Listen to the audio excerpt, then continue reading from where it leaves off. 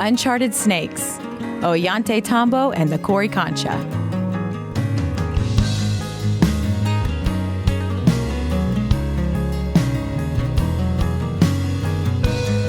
And welcome back, ladies and gentlemen, boys and girls, angels and demons and monsters and serpents, to Brothers of the Serpent podcast.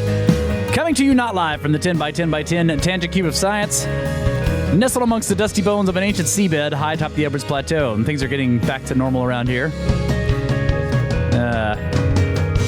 The ice is all gone. It's back up to what? I don't know. It's freaking 80 degrees today? Yeah. So, water lines all repaired. Stuff's back to normal, and we're starting to look at. We're starting to think about spring in terms planting. of planting and Started pruning today. vineyard stuff. Yeah, Pruning the vineyard.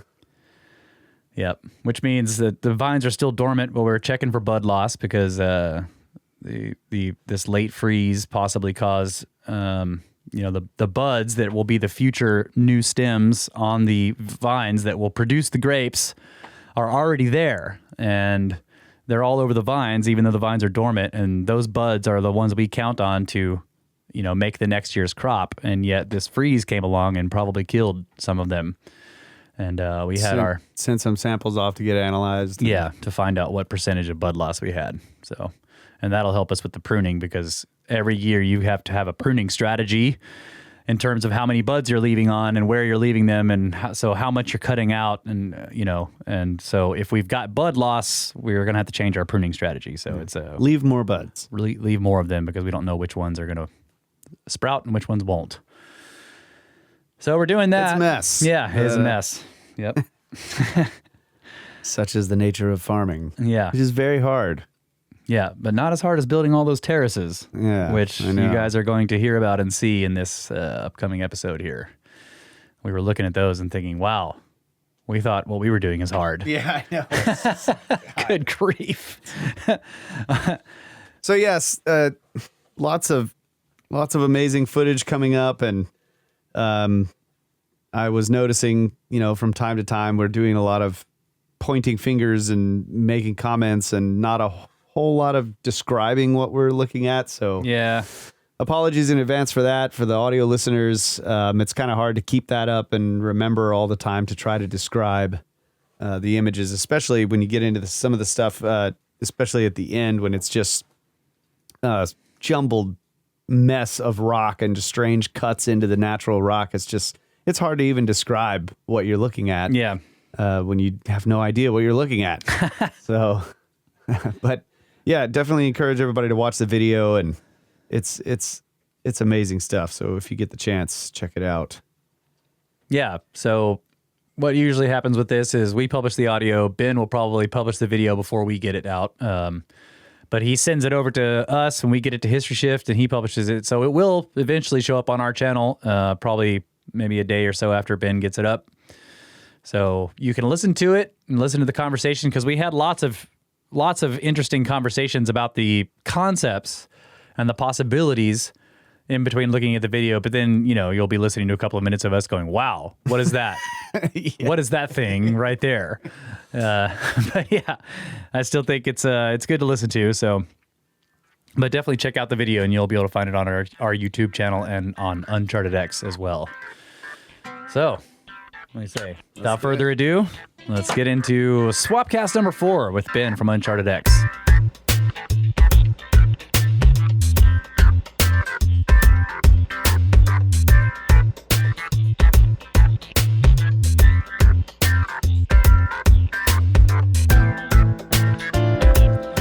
And welcome back, ladies and gentlemen. We are once again joined by Ben from UnchartedX. This is the fourth. Is this the fourth one of this Swapcast? I think it is. I think so. Yeah. Yeah, I think it's the fourth one. And this time we're staying in Peru, and we're going to look at Ollantaytambo and the Coricancha. Yep. And one other site. Which Indeed. site was it, Ben? The Temple of the Moon. It's one of the sites Right. up around Cusco. It's not something that typically gets a lot of exposure, as far as I can tell. It's a really interesting site. Little interesting contrast to some of the other styles that you typically see. But yeah, good fun. We'll see how we go for time. But yeah, I've got all of those lined up. Should be interesting. All right. Fantastic. Yeah, I have to say, the Egypt stuff is always fascinating, but there's something about, and I think we talked about this last time with Matt. There's something about the Peruvian ruins, Right. especially the more megalithic stuff, and then of course the stuff that to us looks very old, that's carved out of the living rock. That's haunting. It's just it's so enigmatic, both in style, and trying to comprehend how they accomplished it, as well as in a lot of cases, what the hell is it for?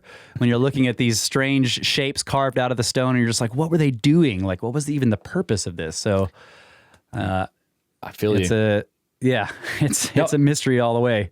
I don't get it. I mean, there's definitely this level of enigma that seems to come with the South American stuff that's at a high level. You can really see the civilization touch.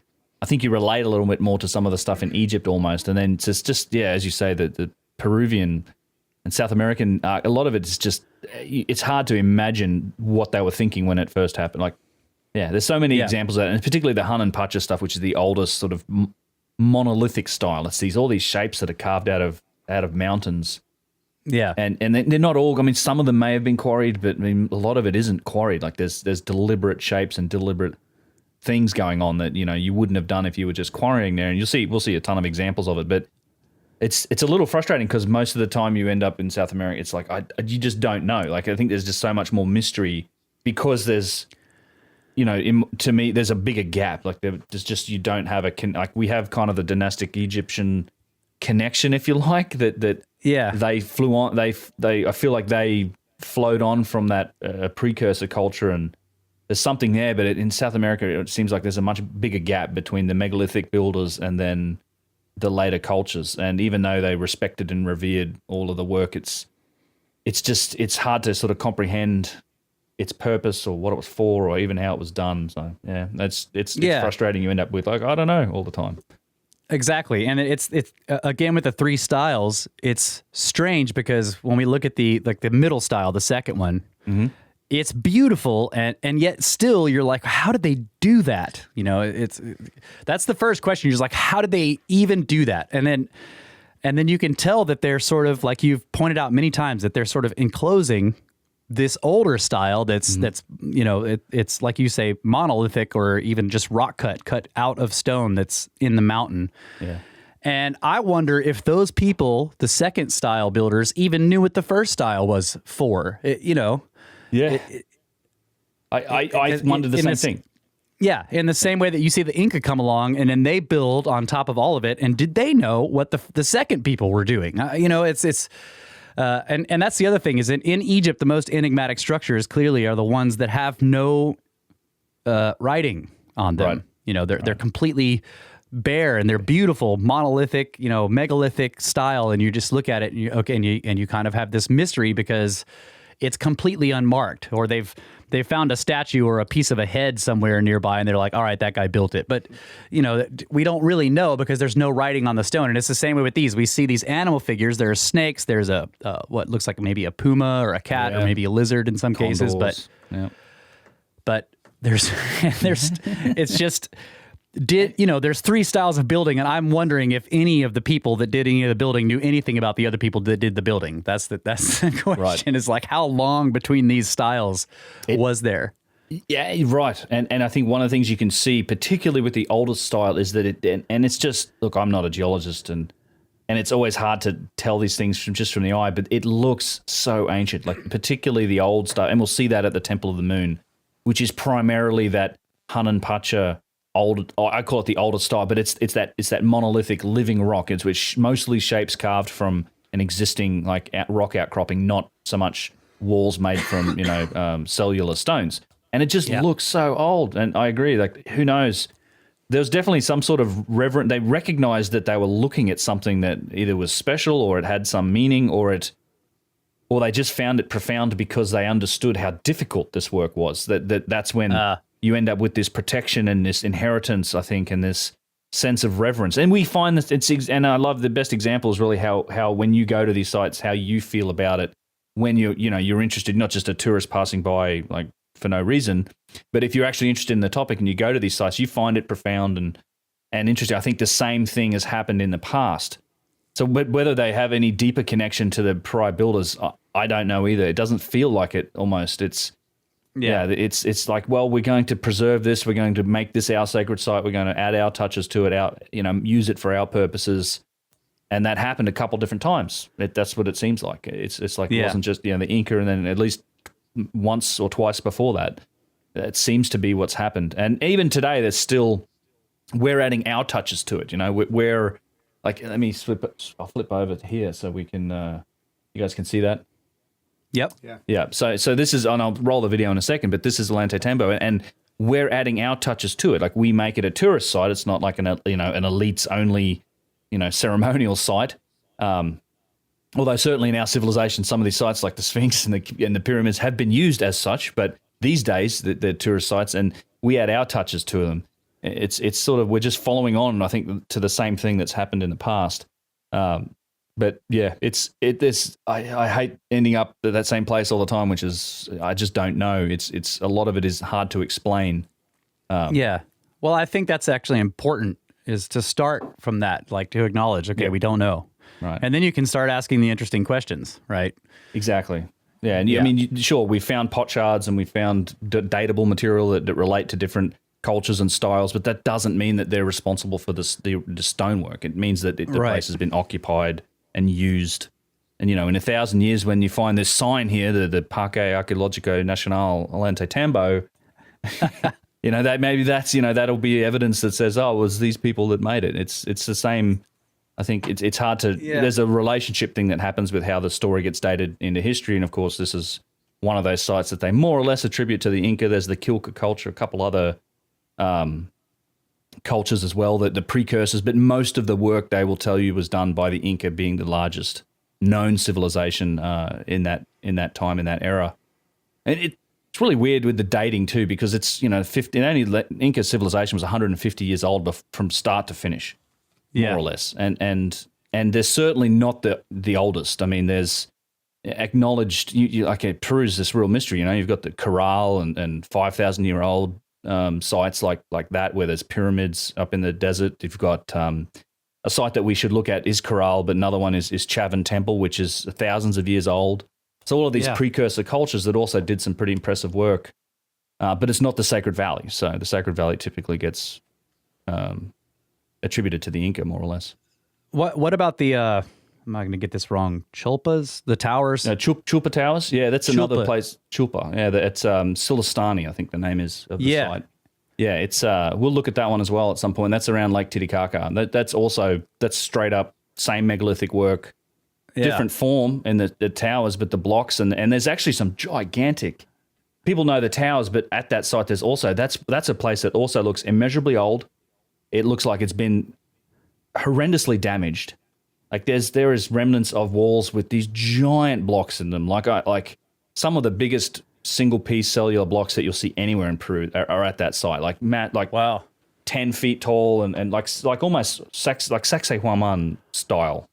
Wow, size. There's a bunch of blocks on walls, and it's just been jumbled up, and that whole site's just a mess of blocks and things. And I think a lot of those towers have been put back together, and some of them have been repaired. Not just by us, but also before us. But in general, like that place looks really old, really weathered, and that's a good one to look at in the future. But let's we can talk about this as we go too. But Ollantaytambo, so I'll let this roll. But just so rough geographical description of it. I mean, this is one of the sites in the Sacred Valley. This is where you catch the train. Most people come here to catch the train to go to Machu Picchu, but the site's worth looking at. And it's built into a very steep hill, which we'll see here. It's in a valley. There's mountains all around it.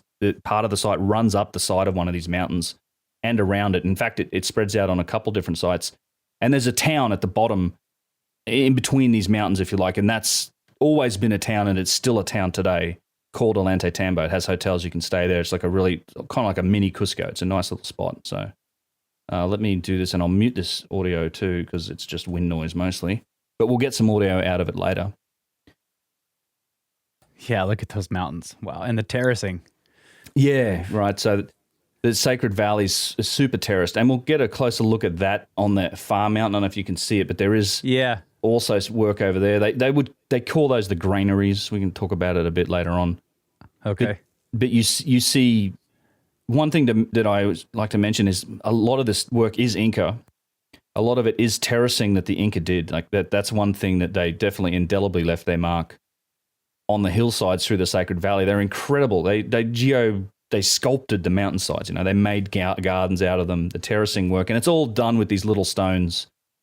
And there's a real significant difference between it and the megalithic work. And that's a good example. You have the bottom layer here is megalithic, and then the Inca have built a lot of those walls in between. So that some of these terracing layers may not have fully existed like this originally. And again, obviously heavily damaged. There is just rock and cut rock everywhere. Like, real weird, just buried in the stone. And then notice on this one, you've got sort of cut faces plus these big scoop marks on the block. Yep. See those scoop marks? It's kind of nutty. Yeah. And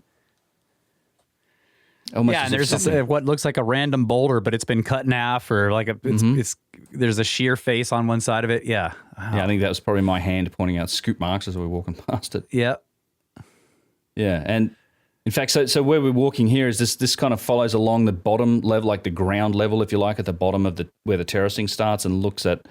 There's some really good examples of where you see a lot of megalithic blocks and then a lot of other styles. So you see it everywhere here. This is a great site for looking at the three different styles of stonework. So as we go through this, pay close attention to where you see obvious megalithic work, how it's been repaired with later Inca work, and then also where you'll see this in a lot of places, the Hanan Pacha, the monolithic work, the original work, which I would classify this as. Like this is a working water feature. The water's not flowing a lot right now, but this is one of those incredible shapes that's sort of been wrought into stone. And you get multiple inside corners. Yeah, and it's just an aesthetic design, right? Yep. Seems to be lots of work on there, and then you can tell that the outside has been is damaged in some places, and maybe somebody tried to fix some areas. Yeah. Very interesting. And the nice thing about it, we'll go through the footage and then we'll look at photos after, because the photos will give us a cleaner look at some of these individual objects, but the video kind of gives you a bit of context for where it all is.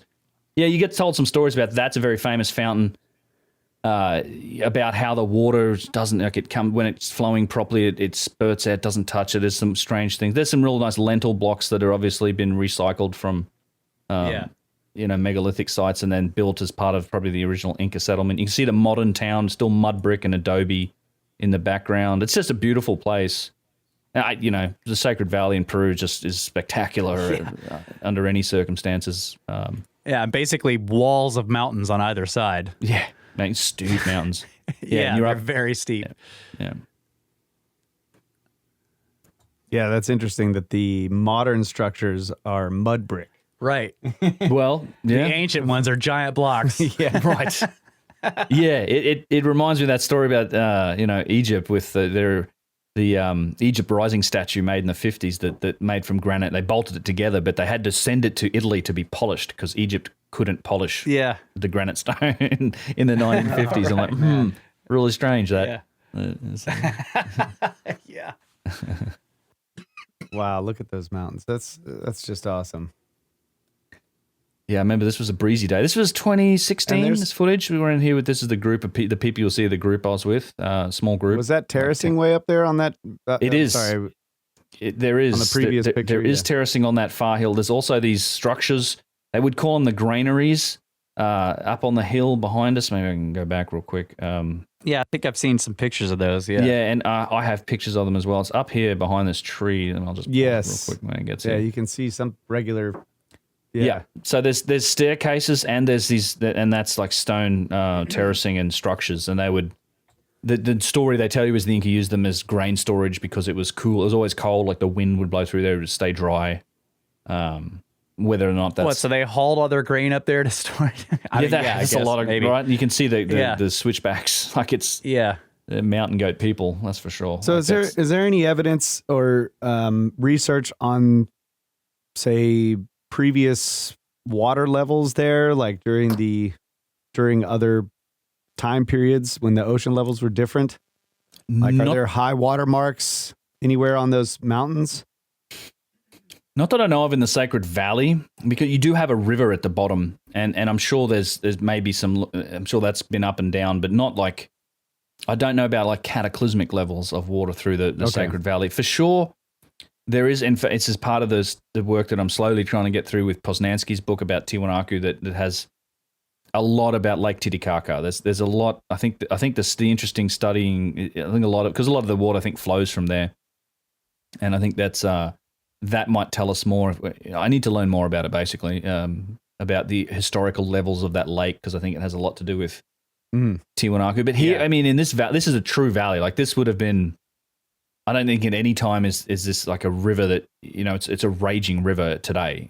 And I can only imagine if it was like 100 times the size that it is now. But yeah, I don't know about historical levels in the actual Sacred Valley. Okay. What about ice in the mountains? There's definitely still ice. There's still a lot of like in the Andes.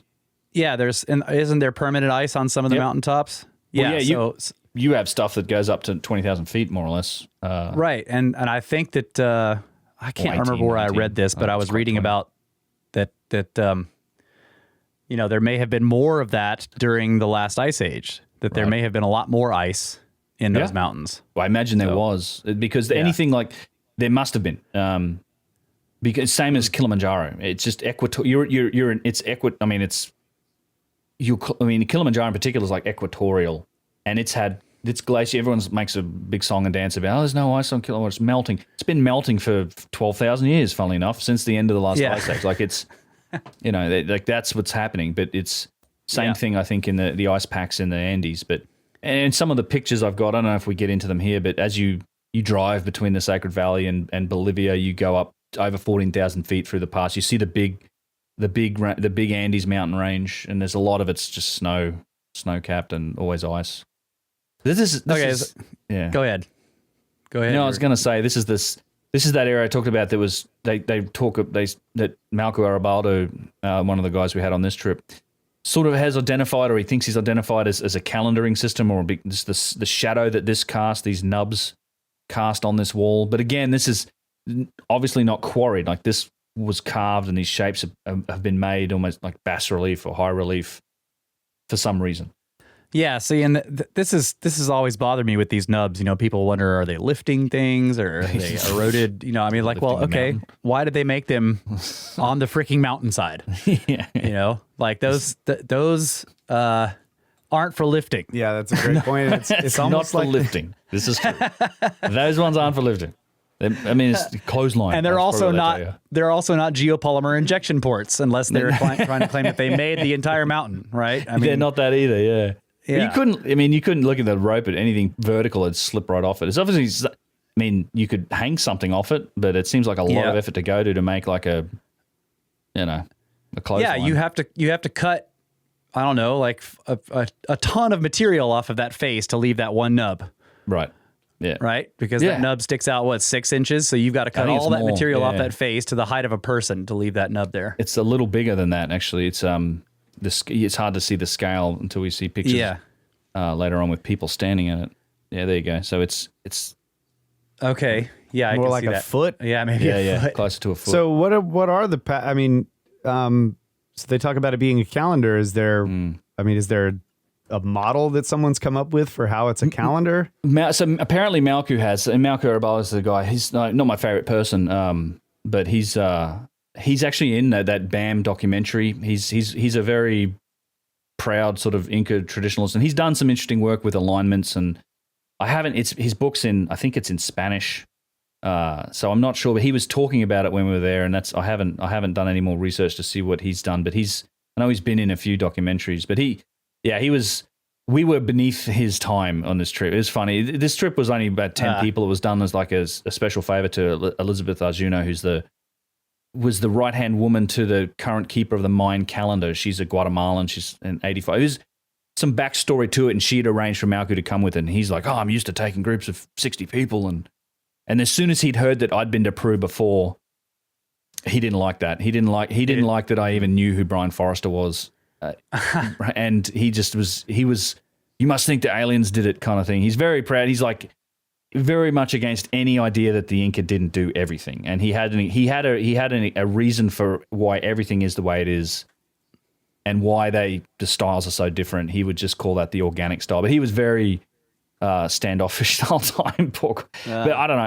And in fact, I just didn't argue with him, but the whole group kind of was like, this guy, and he's like, I mean, would make comments like, "Don't give credit cards to women," kind of thing. It's like, dude, what are you? Oh wow. Yeah, and our group was almost all women, which so that impressed them. Right. Anyway, Yeah, I'm sure not to talk too much about that, but it's don't give credit cards to me for sure, though. For sure. right. Yeah. Give me the credit. Yeah. I'll hand them all to Kyle, and he can wreck up all the debt. Man, so the footage has been moving past the mountain here, and it looks like there's cut faces all over it. Yep. Is that right? Yes, there's staircases everywhere. This is like the stuff at Sacsayhuaman. There is cut faces everywhere on the rock, in big flat faces. Yeah. Shaped everywhere for some reason. And even these blocks that are then inset into it with these squares and the holes. And then the other thing to note as we pan through here is obviously you see the obvious Inca work, and then you get into this section of where they've piled up a bunch of the megalithic work. So this is like all three styles represented in this one picture. You've got the old sort of Hanan Pacha work into the sides of the mountain. You've got what obviously came after was the megalithic work, and then what came after that is the Inca style, like the rough style. And just as we pan through here, I think it's like clear as day, one of the best areas in Peru to see it. Yeah. Well, it's going back to the nubs in the wall. That seems to be a clear connection between the Hanan Pacha and the Udon Pancha. Yeah. Yep. They both are using nubs, yeah. They both got nubs. Well, and the Inca, and in Machu Picchu, the same thing. The Inca would make stuff to look like it had nubs. They would find a nub shape, like would make these nub-shaped blocks and would insert them into these rough stone walls. And then they use logs to kind of simulate the nubs sticking out of the walls too. Right, right. But it's interesting to think about it as some kind of calendar or something to signify something going on with the sun, shadow, and that it might have been intentionally incorporated into the wall in such a pattern to mean something. That would be really cool. Yeah, I mean, but in that one spot, now you can clearly see, actually, if we back that up, that's one thing I just noticed was like a water, where water had obviously run. Yeah, there's a channel. Yeah, exactly. And let me just zoom this in a little bit so I can manipulate it. Oh, man. That wall is amazing. It's only 2 blocks high, or maybe it's actually 3. I guess there's this here. Oh, yeah. Okay, I see that. Yeah. The channel kind of comes through the rock here and then runs down here, where there's obviously water flowing at some point. God, I would love to have seen that fully functioning. Yeah, look at those cubes. Cubes of granite. And that's the thing, this site's granite. And like this nice straight line here too. I mean, stuff has been, these walls have been shaped. I mean, and again, it just looks ancient. Like the patinaing plus just the weathering. It's the same. I don't know if the mountainside stone's the same as this granite stone. So the granite stone that isn't dismounted. The quarry for this stuff, and particularly when we get to the top of Ollantaytambo, the really big stuff, that all came from the other mountain range. It's something like 4 or 5 kilometers away, but it's all up and then across the river, then up again. And we'll see. Now this little inset here is one of my favorite parts of Ollantaytambo. Shows you it's not a quarry, and see if you guys can guess why when we get there. It's this stuff that's cut out of the wall top left, and I'll definitely aim the camera at it. Oh, okay, yeah, I see it. There's the block. Is that a slab of rock right there? Yeah, big flat slab of rock that came from somewhere. This thing here, though, this really what works my noodle, because there's a space in the middle there that's sticking out. Yeah. Wow. Right. How did they do that? How did they do that? Like, that's not a quarry. If that's quarrying, how do you make the back cut? You can't cut that piece of rock out. That's a shape that's been carved into the rock for some reason. Yeah. Not a quarried piece of stone. Quarrying would be stair-stepped. Well, you have to be able to cut the back. You got to be able to cut the back, which means you got to start from the top and cut down. Yeah, exactly. There's no access to the back cut here, right? This isn't a block of stone. And the chamois worm can turn 90 degrees. There you go. The chamois has a little. That's a really useful feature. It has well, you got to buy the back cutter attachment. Yes. I didn't tell you that in the first contract, but it's like, we really need this right. Yeah. Yeah, but you're right. That's a great point. Mm-hmm. That second inset down there would need. Now, are those like up at the top there? There are a bunch of nubs sticking out of that? Nubs and more flat flat faces. Way up high. We're seeing way the up Zoom high? picture, so it's a little blurry. It's hard. We're not Yeah. seeing it in full HD. It will look better in the video. Yes, but up here, there is. Yeah. Yep. And in And fact, there's- this it stuff. looks like there's a whole bunch at the top above. You can't. They're out of the frame at this point. Back up a little bit. Oh yeah, I see them. Yeah. Those are. This one's a nub. These look like bushes to me. Just these regular Oh, bushes. okay. Might be a growth. Okay. Yeah. But this stuff goes up the hill, and in fact, there's a. I'm sure I've got the picture somewhere, but there's a shape of the mountain where the Inca will tell you, well, this is a condor head. It's a falcon. It's a bird head, and this is the same thing. I do have a video in my Sacsayhuaman video where I talk about all the shapes, because people see these shapes in the stones, and certainly the Inca did. But it's, I kind of, my opinion is it's something like seeing shapes in clouds. Like we're pattern recognition animals. We'll see the shapes we're looking to see, and I'm not sure that any of that was an original intention to look like these animals. I just think it's been found to look that way and then put into the culture through subsequent cultures like the Inca. That's because it's very, very subjective. It's very, and there's all sorts of, there's sometimes I'll look at it from, well, you can see if you look at it from, 2,000 feet altitude, the whole city of Cusco, and there's just the Puma head up here, Sacsayhuaman, and the Cusco's the body, and then it's all very dependent on perspective and how you look at it. And Right. it's hard for me. That's a hard question. You just don't know. I mean, maybe they intended that, but you can't say whether they did or not. But certainly, if somebody sat down and planned the city out, they would be planning out the outline, and maybe the guy who did it was like, "Oh yeah, I'm gonna draw a cat," right? Yeah, but maybe not. It's Maybe just not. hard to tell. Yeah, and some of them, and depending on the interpretation, like a lot of them are very stylized, and other ones are less stylized. Right. So it's kind of like the pause in the wall at Sacsayhuaman. It's Right, like, exactly. Once you see one, you start looking for them everywhere. right. Yeah. Yeah. And these He's six like, blocks in a row. We're going to make build a this shape. city on a mountain. I nearly spat it everywhere. But Mountain. those flat faces and stuff, the other thing they meow. bring to mind is like some kind of a facet for attaching some structure to. You would want to flatten it, and I don't know. Yeah, it does That's look like- like stuff was plugged into the mountain there. That's And so Napahuaca is the other place like that. It looks like a big old power socket, and it's weird. Like Napahuaca, Napa Inglesia, that has that thing. It's like this is the only bluestone outcropping. So this block, we're going to look at some pictures of it later. Very interesting shapes in that one. It's like a huge block in the ground that has these big channels cut out of it, and I've got photos of it later. We'll get back to it. But there's obviously we're up several levels in the terracing here. This terracing. I just have to say that is an incredible amount of work. If you're just isn't it? doing this by hand, hand tools. I mean, oh my God, I can't even imagine. And think about cutting away all of that dirt first, then doing something with it, whatever building, and then building the back in. walls. Obviously, backfilling, engineering the walls to be good retaining walls that are obviously still standing. They look very straight. Mm-hmm.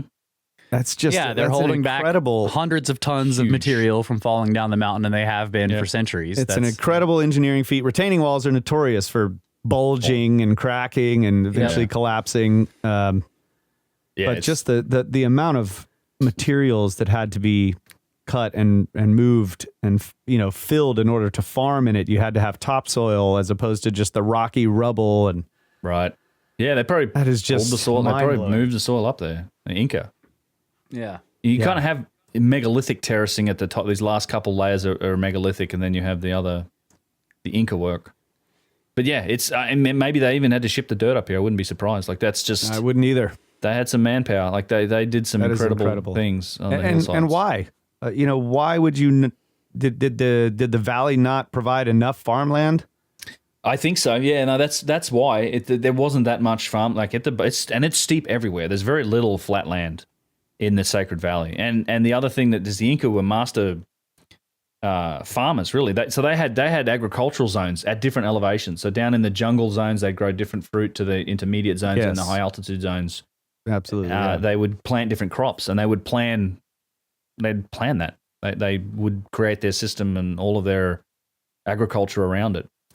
It's hard to imagine that in 150 years, like that an entire culture would just move into a place and take on that monumental work.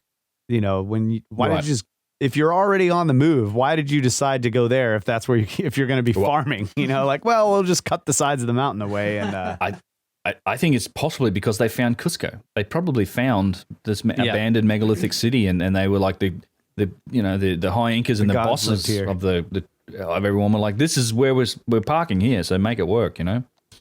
Yeah, that's incredible. This it must is where have we been beautiful. Yeah, this is where we get to the top and the really big stuff. These are all granite, big, massive granite blocks. And again, according to a lot of people, this is the organic style. So this was huge done on purpose. Right. All right. This wasn't repaired later. It's like the nubs scale up with the size of the block.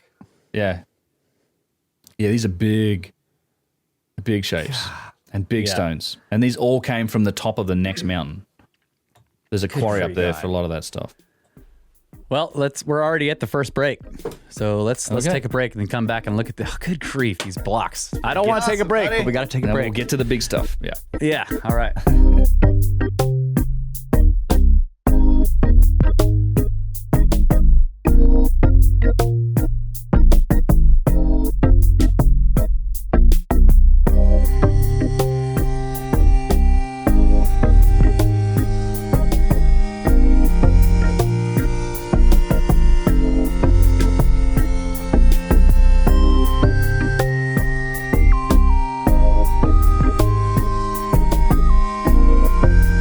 Back, UnchartedX, Brothers of the Serpent podcast, looking at Ollantaytambo and getting to the real megalithic stuff at the top here. But I wanted to ask you, Ben, if there's anything about the estimates of stone moved in all of the Inca civilization, because the idea is that, you know, the conventional idea is that they did all of this work, right? And if they existed for 150 years, has anyone really gone through and done a complete, tried to estimate the complete amount of stones that they moved? Because, for example, in Egypt, you know, they look at a structure like the Great Pyramid and say, well, it took 20 years, and then you can come up with how many stones they had to lay per minute, or, you know, however, per hour to get that structure. And this just seems like, for a group of people that were here for 150 years, everything that exists here in terms of megalithic stonework, even down to the small stuff and the earthworks,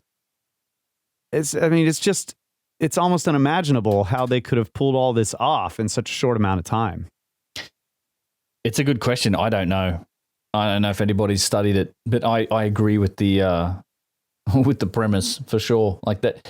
It's a tremendous amount of work, even, and then particularly when you include the work the Inca themselves did, it's just the terracing. But they shifted. I mean, I don't know what the estimates of the population were. It was a few million people, I think. It may have been as high as that many for the actual Inca civilization. I don't know, but I'd be interested to see it. Like you say, that they've done the calculations on things like the Great Pyramid, which I think is like one block every 5 minutes for 25 years.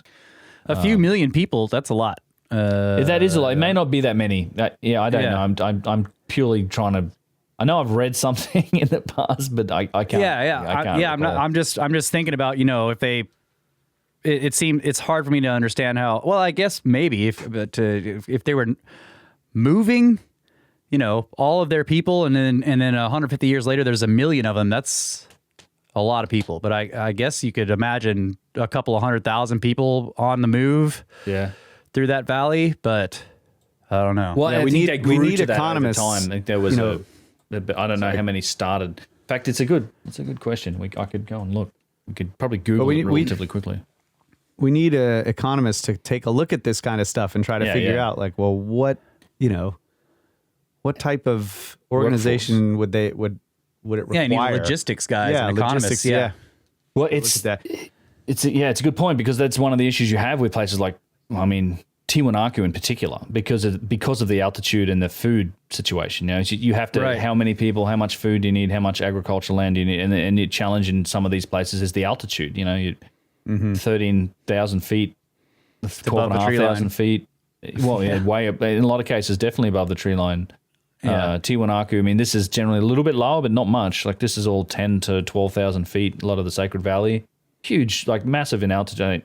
Difficult to grow food for a lot of people. Hard to sustain large populations. So I wonder what the CO2 level is there, because that's really what it is with the plants. Right. Right. The higher you get, the more sparse the CO2, the less they can grow. Right. Yeah, Okay. and so back in ancient times, it could have been totally different. Yeah. But the other interesting thing is, during the break we were talking about when the Inca were there.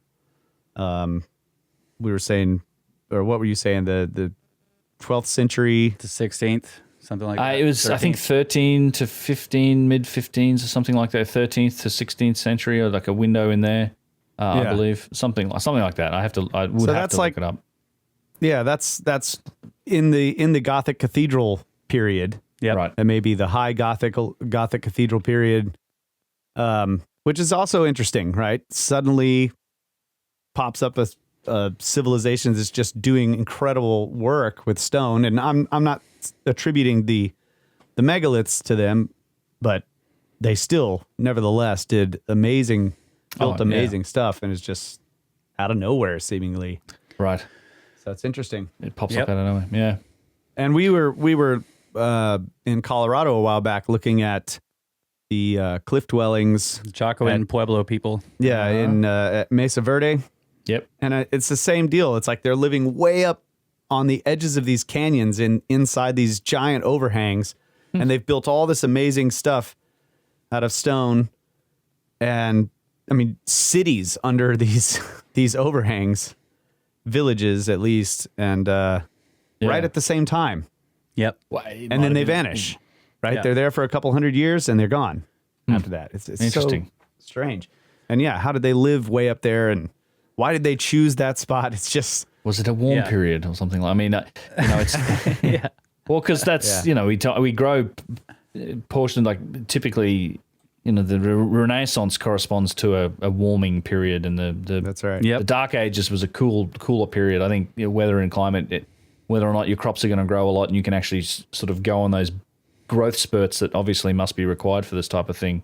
Because I'm sure that's what happened too with the Inca. Like that period, I don't think they started with that many people, but they certainly grew very quickly. Yeah. Probably because it was, I mean, they probably had plenty of food, you develop that civilization, you've got extra time, you can specialize, you can develop all the things that are required to end up with something like this.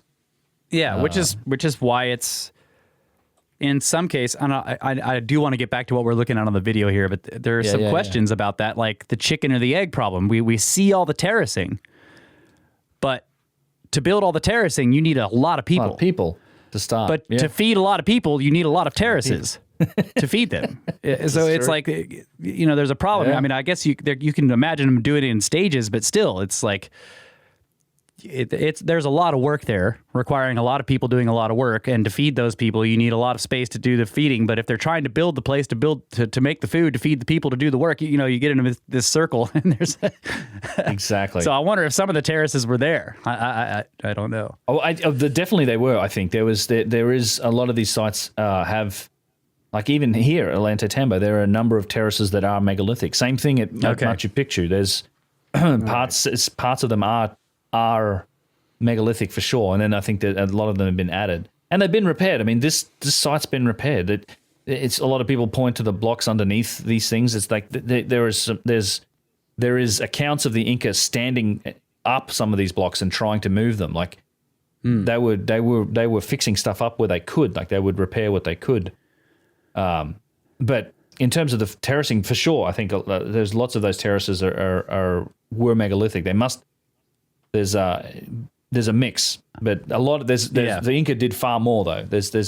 Maybe there's at a point here, there's some of it may have broken down as well. Like they might have repaired, and just there might have been some shapes there that they were able to then work with to create the terracing. Because I mean, there's some sites that aren't as well maintained as this. Like this stuff, that's the other thing. This stuff's everywhere. Like you can walk around them. If you can hike up and down these mountains, then you'll find this stuff in the Sacred Valley. There's so much of it is outside of original official sites these days. It was everywhere. And before we started, I was showing you some images of a place that's up in the hills somewhere. It's not a tourist site. There's a town nearby, but it's got megalithic terracing. It's got the big sundial or moon dial looking thing, and you have terraces that are definitely megalithic. And then there's blocks laying around. So I think they probably had it's similar to Egypt. Like they could use some of that infrastructure. At least I think. There must have been enough to sustain and let them grow at some pace that then they had to keep doing more and more to keep growing. But yeah, you're right. Yeah, I mean, they had to. And it seems like if the Inca did all of this on their own, this was their own sort of just way of doing things, then wherever they came from should have a bunch of this stuff too. right. Yeah. You know, if they migrated here, then where they came from should show all of this same type of work. Well, so that's where you get to the Altiplano. So if you go with the idea that they came from the Lake Titicaca and the sort of Tiwanaku, Pumapunku area, that's the high plain. So that is flat land. Like that, you don't need to do terracing up there, but you're faced with the altitude issues. But there's huge amounts of flat land on the Altiplano, and then it seems like they, for whatever reason, that culture shifted down into the Sacred Valley. And then once you're in the valley, that's where you have to do the terracing. Yeah. Okay.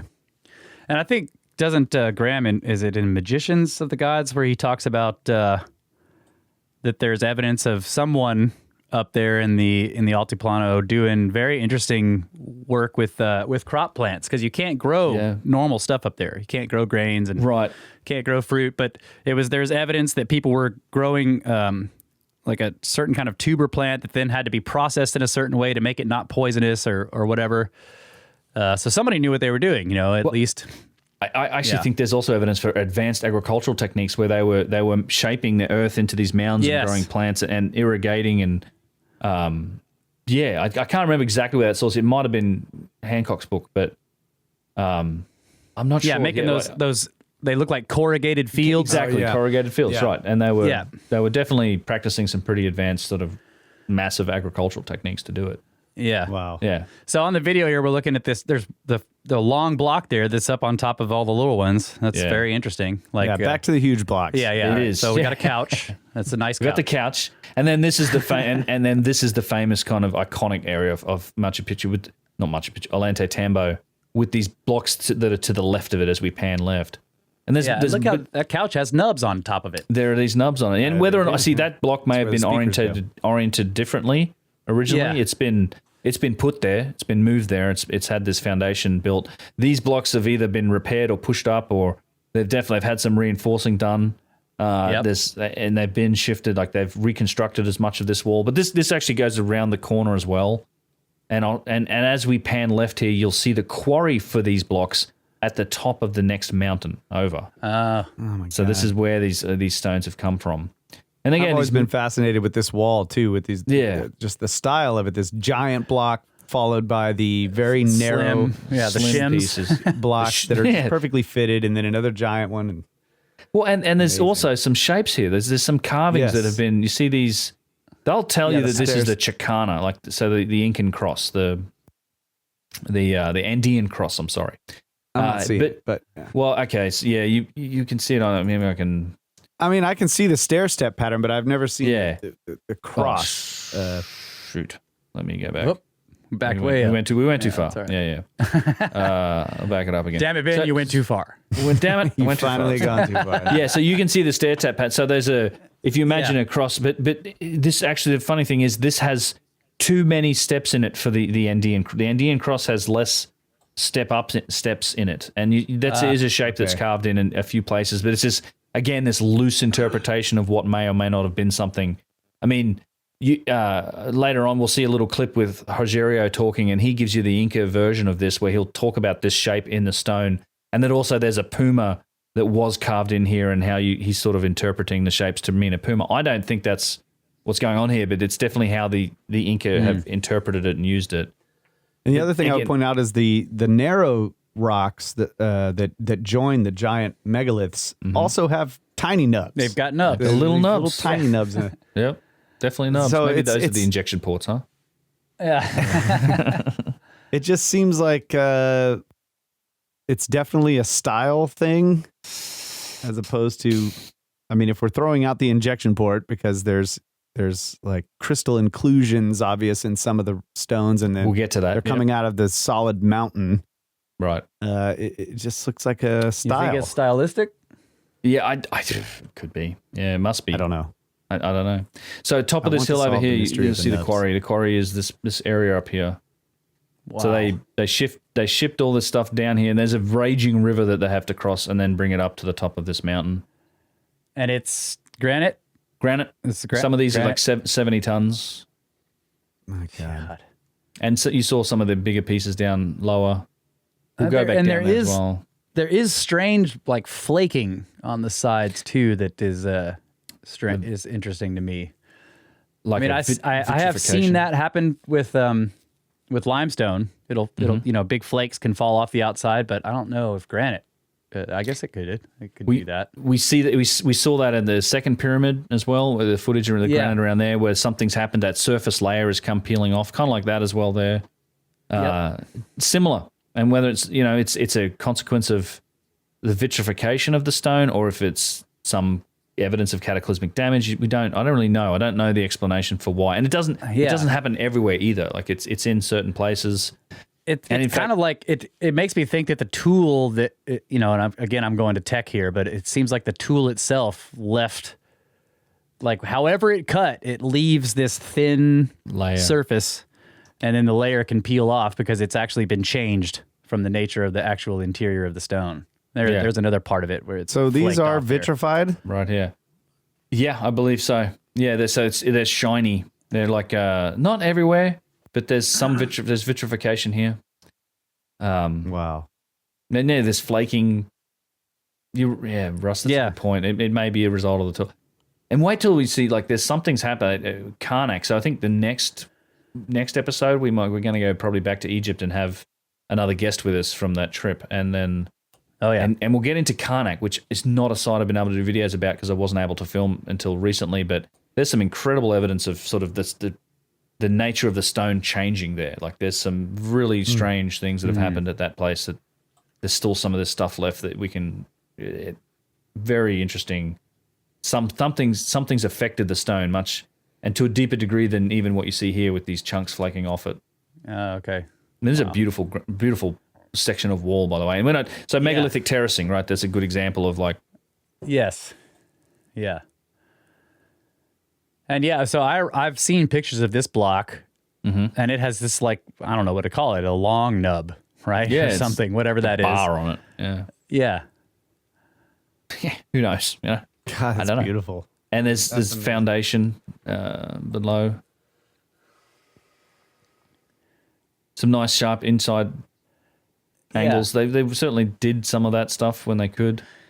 And does this? So you've walked all over this site yourself. Does it look haphazard to you? Like, does it look to you like this site was that like it fell apart, or that it never was finished, or is it a bit of both? It seems to me like it's definitely been damaged. Like that something happened. I don't know whether it was ever finished, but I think even if it was damaged. I don't get the same vibe of not finished. I get damaged from this, and that's what I get from a lot of South American stuff is damaged, and that's why you see these blocks laying around out here, and even just some of them, like the erosion on some of them is.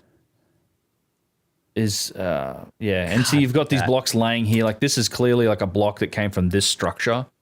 Yeah, fell down the hill. It's come down the hill somehow, and then so. But there are blocks, aren't there? Aren't there blocks that were clearly on the way? There you go. And we'll get to that. So there is a block from this building there's blocks I think in the river as well, like that were. Either left there, or there's at least one on the side of the road that leaves away from Ollantaytambo, which actually you're right. That's a good indication that it wasn't finished. Yeah, but or that the original builders were trying to fix it after something happened, and then they couldn't finish that or something like that. Yeah, definitely something happened either way. I mean, even if it wasn't finished, it still then suffered damage. Right. So it's possible that it's both. Yeah. God, look at that! Look at that protrusion right there. Yeah, that's an unfinished. It would tell you they didn't finish carving it off or something. But it's like that seems pretty They regular. didn't finish nubbing it out. Didn't finish nubbing it out all the way. And there's more here. Like it's just that's the randomness of this, right? Isn't it crazy? It's just. Yeah. I don't. So you think you think maybe the Inca stood these up and then put their masonry in between each one of the large megaliths there? Yeah. I think in a lot of cases, either these were remaining here, or they've been stood up and it's been reconstructed by the Inca. Yeah, that's kind of what it seems like. Yeah, I also That's what I think that think's another possibility is that those blocks are staged but not in place by the original builders, and the Inca came along, go. found them staged, and then just built their wall without moving them. Because they're kind of each one is set apart from the other one. right. So you can imagine they're kind of in a line and they're all staged to get put on this wall or something. Yeah, and maybe the Inca then assembled them. Yeah. I mean, because they would I'm convinced that they were putting stuff back together where they could. Right.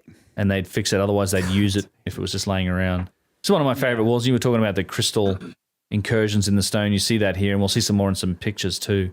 That is just amazing. Now this wall has a lot of very prominent nubs for some reason. Yep. This is Nubtown. Nubtown. And lichen. Like very large lichen, yeah. Yeah. Wow. I would like to think that these nubs actually are saying something somehow, right? That they're almost like a Braille. Can you read it? It's giant. It's giant Braille. That's the theory No, that the guys on Twitter, the Nub investigation team, that often discuss this on Twitter. That's more or less where they're thinking along those lines. They're investigating it from that perspective anyway, to say that it's possible that it was some form of language, that it does express something. Yeah, like a sign. It doesn't. Right. That it's aesthetically pleasing. It's like, well, this is 12th Street, so they just have some configuration up there depending on whatever their writing style was. It's sort of shorthand for. That'd be kind of cool. This is the northern side of town. This is the western gate. Yeah. This is whatever. I don't know. Yeah. That'd be kind of cool. Yeah. Man, God, those. Yeah. But then that picture you were just showing with all those giant terraces with nubs all over them. I don't know. How are you going to read that? Yeah, I don't know. Yeah, I'm not sure. So I need to, and shortly, I think maybe before I even get this out, I'll get my chat with Hugh Newman out, and he talks about them being sort of a tuning aspect for resonance in a lot of these structures, like the overall resonance of them, connecting to the earth. And he had a very interesting explanation for the nubs, which I hadn't heard, and I was like, you know what, that actually, it kind of made sense to me. That actually does, because you can change.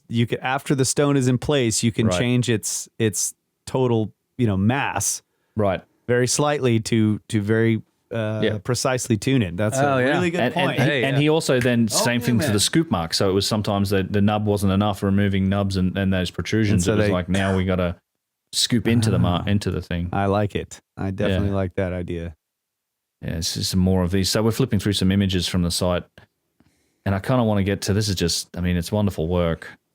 Yeah. So this is the little water feature water that we were looking at earlier.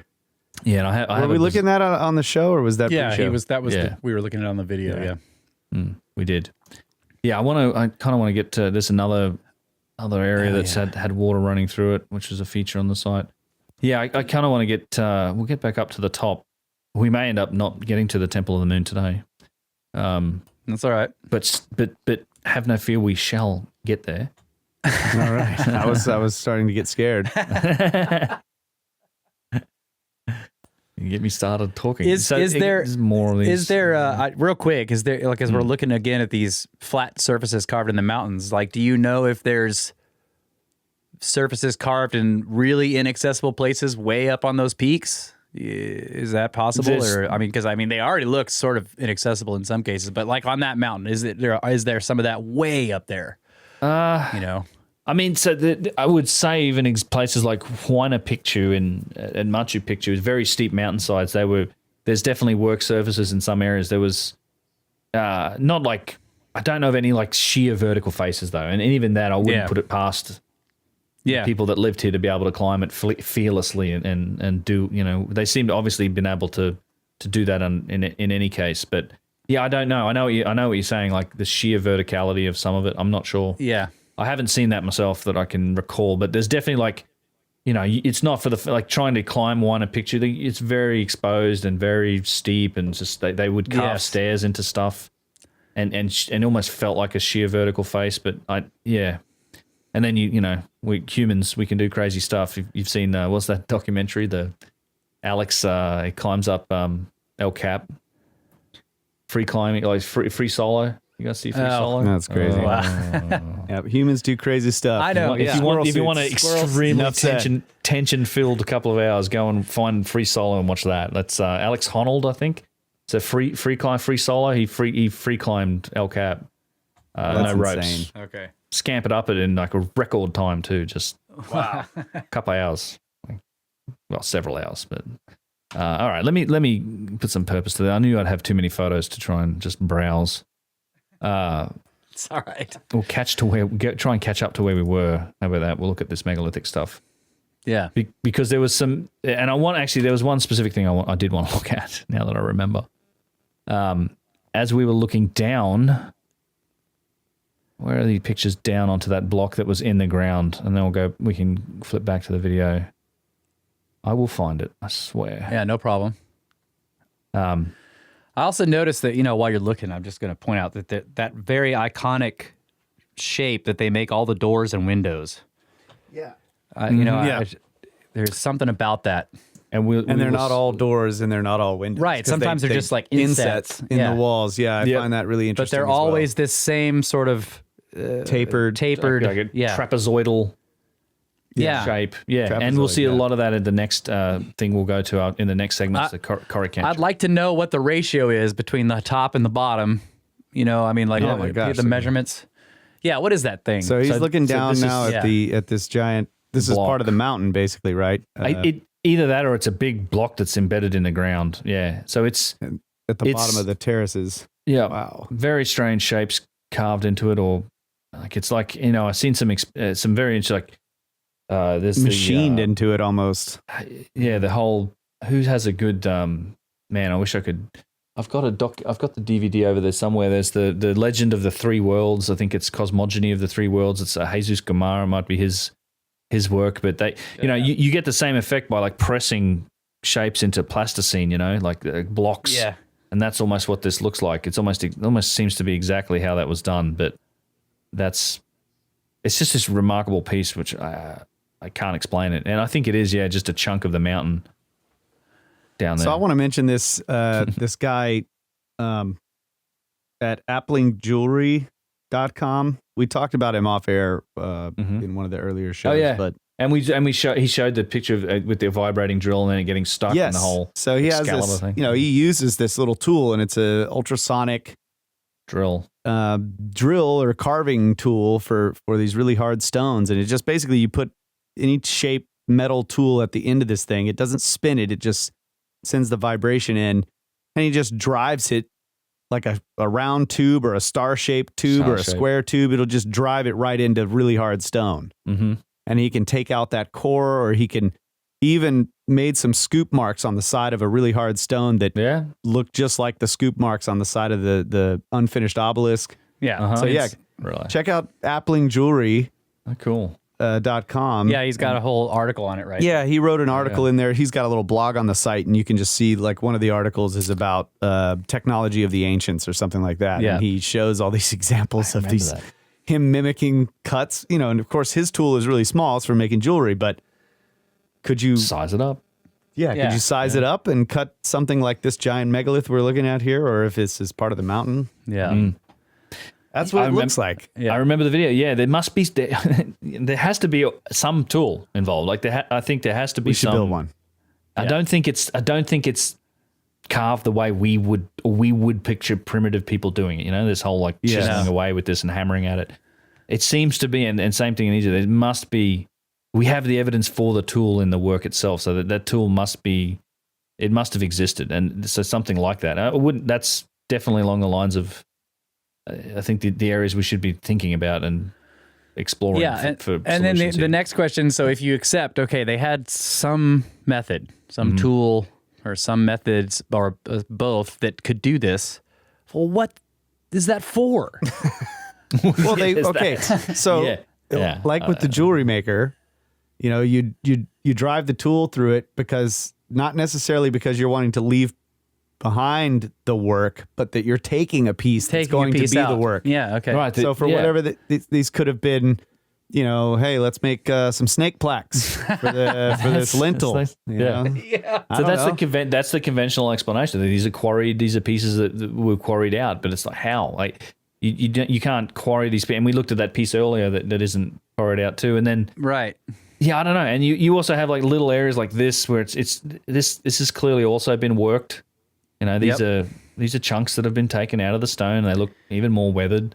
And this, by the way, is a beautiful stone. Like, I mean, this dark charcoal gray color. It's just it would make. I mean, I imagine that polished. Yeah. Yeah. You can make some beautiful marble pillars or whatever. Pillars out of that. Yeah.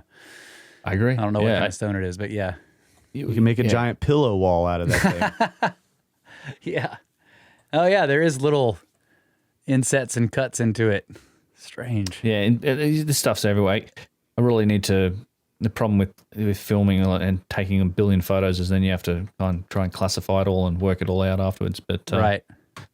Yeah. So just scroll through it, man. This is supposed to be easy. So that picture we're looking at, there's terracing. Yeah. Like 1, 2, 3, 4 levels of terracing, and in the top level is the megalithic stuff. Yeah, the lower terraces are not. So I wonder if that megalithic wall keeps going down. Right underneath. Possibly. Yeah, and somebody came along and added terrace and material alongside that wall because that wall's already holding the mountain back. Maybe. I mean, there's actually evidence. I've seen pictures of that where the Inca would build over the top of, in some cases, the megalithic stuff. But that actually cover it up. Actually, this is the other one thing I wanted to share briefly. Is just like, so driving down from that hill, kind of this is the same valley we were looking at, and the quarry's up on the left side of this mountain. This is one of the blocks that is left on the road, and as you see, we get a bit closer. They actually they made this road around it because they didn't want to shift the block. Didn't want to move the block. But this is one of the granite blocks that belonged on the top of Ollantaytambo that's still parked here. And as I believe there's also 1 or 2 in the river itself, like they were dropped in the river. Yeah. As you driving past it. So it's just a big shaped quarried stone. How big do you think it is? We're sitting in a van, sitting in a van, so it's probably 4 or 5 feet high. Yeah. And it's probably buried. It's just a big van we're in. Buried. Yeah. Like 10 people in the van. Yeah, and it's you know, the mountains, obviously it's half in the sediment. It's got that weird curve to it. We didn't stop. It was a weird day actually. We couldn't stop. There was traffic. Funny enough, nothing in front of us, but there was they couldn't get people into the main entrance to Ollantaytambo, so people were using this road. Otherwise, I wanted to stop and take a look at it. But is it got writing on the side of it? BLD. Oh, it's a political, just political advertising that you see all over the place in Peru. Okay, for one, and then the archaeological teams will come along try and clean it off. But you see this on a lot of the fences, and I think it's some political group. Slogans and things. Yeah, but yeah. So I can give you. There's a couple minutes here if you want to hear it from Rogerio. I think this is in one of my videos. But so we're standing in front of the wall here. This was in 2013. Let's hear. We're up on another break, so let's hear it right after we come back from the break. Okay, we'll do that, and then we'll move on to the Coricancha. And that pattern is real clear behind him right there. Yes, so that's still not seeing the cross. Yep. Yeah. All right. Good. All right. We'll be right back. Yep.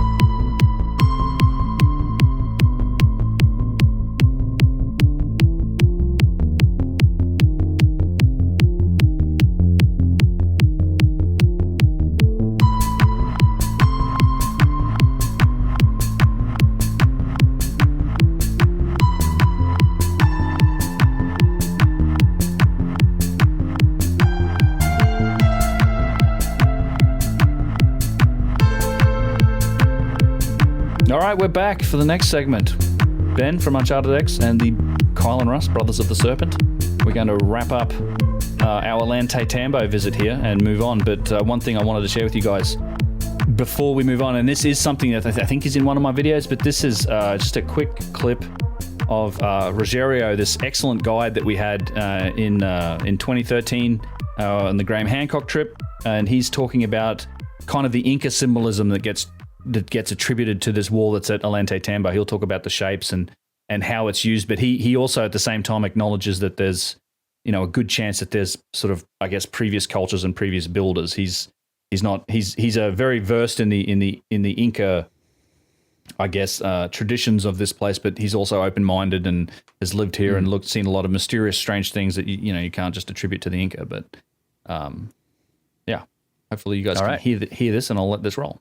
In front of this church there is really huge stones also, just thrown like everywhere. So probably the Mayor Temple of the Sun was down there. And here we don't know exactly what the Incas or these people or these ancient people want to make here. So the point here is that you can see this symbol again. Yeah? Look at here. 1, 2, 3. Can you see the 3 one? So the same philosophy that the Incas used, that the 3 levels of the world. Yeah? Ukupacha, Kaipacha, Hanampacha. So the Mother Earth level or under the ground. The second level is where we are live now, the present world. The other one is celestial world, which is in the sky. So all these 3 levels was symbolized for 3 animals: snake, puma, and condor. What we represent? Pumas. We are the second level here. So that's why in the next stone you can see kind of profiles of the bodies of pumas. Just probably the Spanish, they carry the heads part. But you can see clearly the tail part, or the body almost disappearing here. Look at the tail. Look at the body, but the head was carried. We don't know exactly who made that. But the point is that this temple, it wasn't finished. Why? Because when you go to the quarry sector, there is more stones waiting for these ancient people. We don't know exactly why they stopped this work. So most of the theories mention that probably if the Incas built that, so when the Spanish came in 15 centuries, so they had to stop this work. But probably it's more ancient. Yeah? More ancient. So the point is that just in the way, crossing the river, it was a hard work first. And close to the river, there is stones waiting for Incas or for these ancient people. And just here, one case from here, in the bottom of the valley, there is 2 huge stones. More bigger than this. So calculation of the weight of that is between 60 to 70 tons approximately. So it's really hard to understand also that. Yeah? Yeah. Wow. So there we go. We're rolling back what I said earlier. But yeah, there's obviously good evidence that the work here was stopped because there's stones at the quarry location and on the other side of the river and on the hillside. Yeah. And I did like that little bit of the, what would you call it, the mythology or the worldview there of the lower, the middle, and the upper worlds. That's also a very widespread view among ancient people. Yep. And I like the symbolism. The snake is the lower world. The puma is the central middle world that we inhabit. And then the condor is the sky. Yeah. Yep. Yeah, that makes sense. But then I have to wonder if that really is a puma. Yeah. In the next stone, if it is, which is possible, I don't know. Like again, I think of the Silestani. You see that cat on some of those blocks in those towers, and then I mean, what in the Sulawesi Valley, right? The giant lids of those huge jars also have cats, puma-looking shapes, and then there's the pumas at the giant cats at Göbekli Tepe. I mean, I don't know. Yep. There's the symbol seems to permeate a lot of these ancient structures, and it's just it does. And if that's what it is, they're saying, yeah, this is the middle world, and I thought it was a builder's mark, because you see the similarity. But yeah, idea. I mean, if that's what it is, it's very interesting. It is, and I don't know. There's other things at the Silastani Towers. When we look at that side, I mean, I remember being on that trip with Graham, and it's actually in his book in Magicians. There's the photos from that trip. Because we found some other symbols on there, not just snake, but there's it almost looked like a goose in flight. It's not a condor. There's other objects and shapes on there that he found a relationship to, to some other sites, to Göbekli Tepe, I think. So I do come back to a lot of this the symbology and like these shapes as being very, very. I mean, eye of the beholder. It's a lot of it. I think it's right. subjective and it's interpretation. And I think there's a good chance that it's even possible that they built their mythology around the shapes that they saw. Like the shapes may have been there first, then they interpreted and built their mythology. Like I do have this problem with this being a Chicana or an Andean cross, because you have your three levels of the world, but you've got more than 3, 4, 5 steps on this shape here that what is left.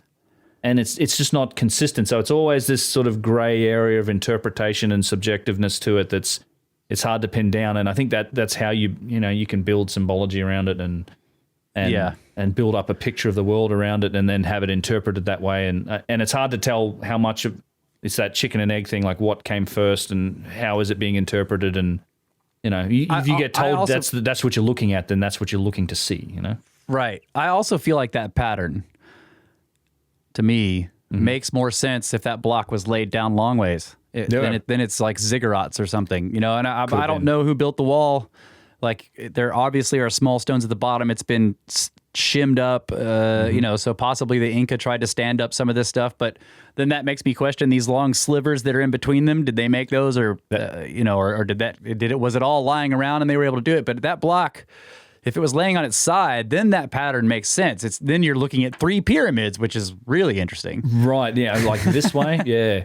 Yeah, I don't know. I don't know how much of this has been worn off and how it's had this shape, this vagueness of this shape. And obviously that doesn't seem to be original, but the rest of the face of it seems to be pretty good. It's one of those things that who knows how many people have worked on. There's a nub here, so... Yeah, and these shim blocks do fit exquisitely well in the wall. Right. So it's hard for me not at the bottom. The nub's at the bottom. Right. You're right. It's not a lifting boss, obviously. Yeah, and I think the block next to it, the one we looked at earlier, the couch block, may well have been oriented differently somewhere else. It's just a same problem you have in some places in Egypt and whatnot. You're looking at this jumble that's either been reassembled and it's been modified, and it's really hard to tell what it may have originally been. But there's definitely the characteristic stair steps cut into the solid rock, Yep.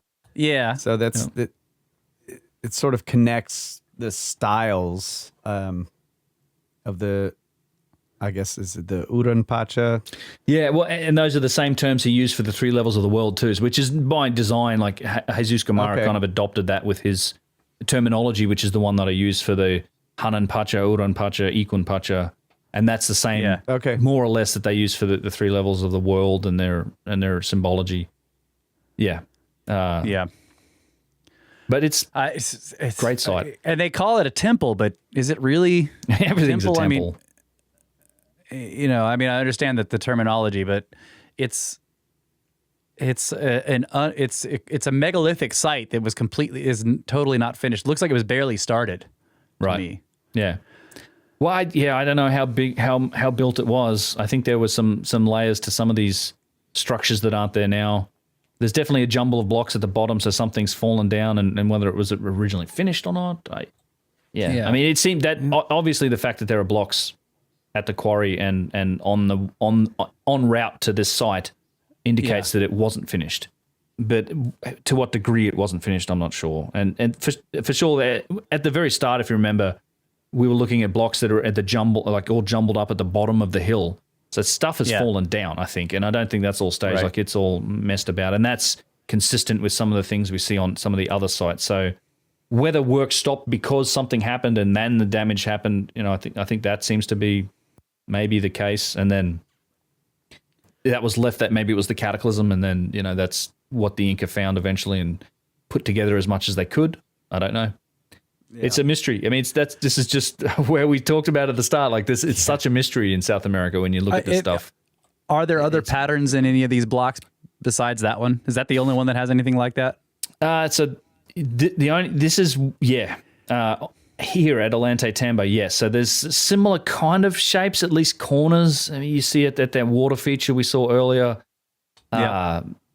But yeah, I don't see any. I don't recall seeing anything else quite like this stepped shape. You definitely have that block and that shape in other blocks. There's blocks down the bottom that have the more consistent sort of cross shape, like yes, square. Yeah, the cross. equal arm cross. Yeah. Yep. And then you have the same thing at Tiwanaku. There's a much more steps like this sort of thing, but carved out of solid andesite at Tiwanaku. Yeah, but nothing. But up here in that wall, there's no other pattern like this. This is the only one that has that.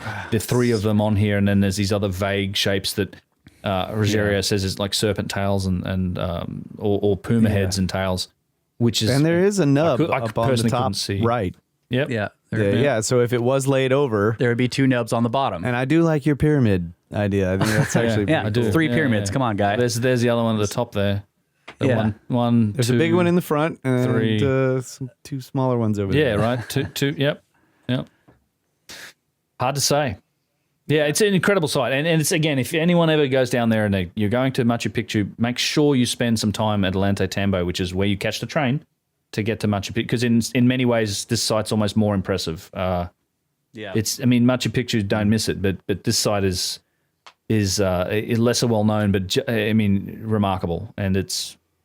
Yeah, there's a lot to it, and there's a lot of things have been written about Ollantaytambo. I think we're talking about in the break, like some of the Inca have a play, and a lot of the name itself comes from this ancient play and this drama that they set out that was recorded and has since been translated. It's mentioned in a few of the old books about the site. So but not a lot of, the tradition. It's a fortress, of course, or a temple, but not a lot of information about it beyond that. Really, it's one of those things. It's hard to find a lot of good information about its history. Yeah. And I'd like to know about the lichen. I wonder if anybody's done any studies on that particular orange lichen there. How because some of that kind of lichen, some types of lichen take a long time to grow, especially those huge patches. Yep. It can be thousands of years. So I wonder if anybody has done any studies on that. I would like to think that they must have. And I ran into the same thing with the Gosford glyphs in Australia, because a lot of that wall has lichen on it, but it's a different type. But yeah, I learned that there's a way to date certainly the lichen. Yeah. I don't know. It's something I need to look at. This is a site I still want to do a proper video on at some point. I haven't really got there yet. Hoping to get back to this site to do some filming sooner or later. Yes. All right. So we can keep chatting, but let me move on and just introduce the next set of footage. So we'll keep this rolling. We're going to pivot back to Cusco. From last week, we mentioned the Coricancha, and I think I showed some of the footage of this wall on the outside, but the next 15 minutes or so of footage that I have here is from the Coricancha, which is today it's a Catholic church in the center of Cusco, and this is the kind of the megalithic heart of Cusco, which was, I think, originally a megalithic city. And this is there's a lot of remarkable aspects to it, particularly on the inside. A lot of opportunity to see sort of the inner workings of how some of these walls were built, and also the different levels of architecture, including modern, that have been piled up on top of it. So it starts on the outside, and then we progress on the inside. All right. Yeah, this is one of those alleyways in Cusco, but this is the exterior wall. I think we showed this in the other Swapcast talking about Cusco and the Inca Roca walls. Yeah, so we were looking at those weep holes. Yeah. Yeah. Do they go anywhere? Do you know? I mean, do they? I do. There's a bit of footage, I think, where we look through them. They do go through all the way through the wall. Okay. And you sort of have that same thing where you have a lot of blocks still with nubs in them, vitrification on these walls. Yeah, it looks like they polished part of the wall, but not all of it. That's weird. Yeah, and then is that part of? Is that like an artifact of the video, or is the upper part of the wall maybe from 4 courses up looks shiny? No, that's how you tell. Some of them is shiny. In fact, you shine a light, you can see there's a lot of good cases in alleyways where you've got megalithic work and then non-megalithic work, and you'll see one wall shiny, one wall isn't. And that's the vitrification. It's a good example. Like the other side is Inca work or later work versus this side. And just, these insanely tight, non-regular joins, Can you pause that and back it up like 3 or 4 seconds before you started looking closely at the wall and you were still kind of looking down the alleyway a little bit? I saw something on there. I want to get a closer look And the at. watcher says that foliose lichen grows at 2 to 5 millimeters per year. Down the alleyway.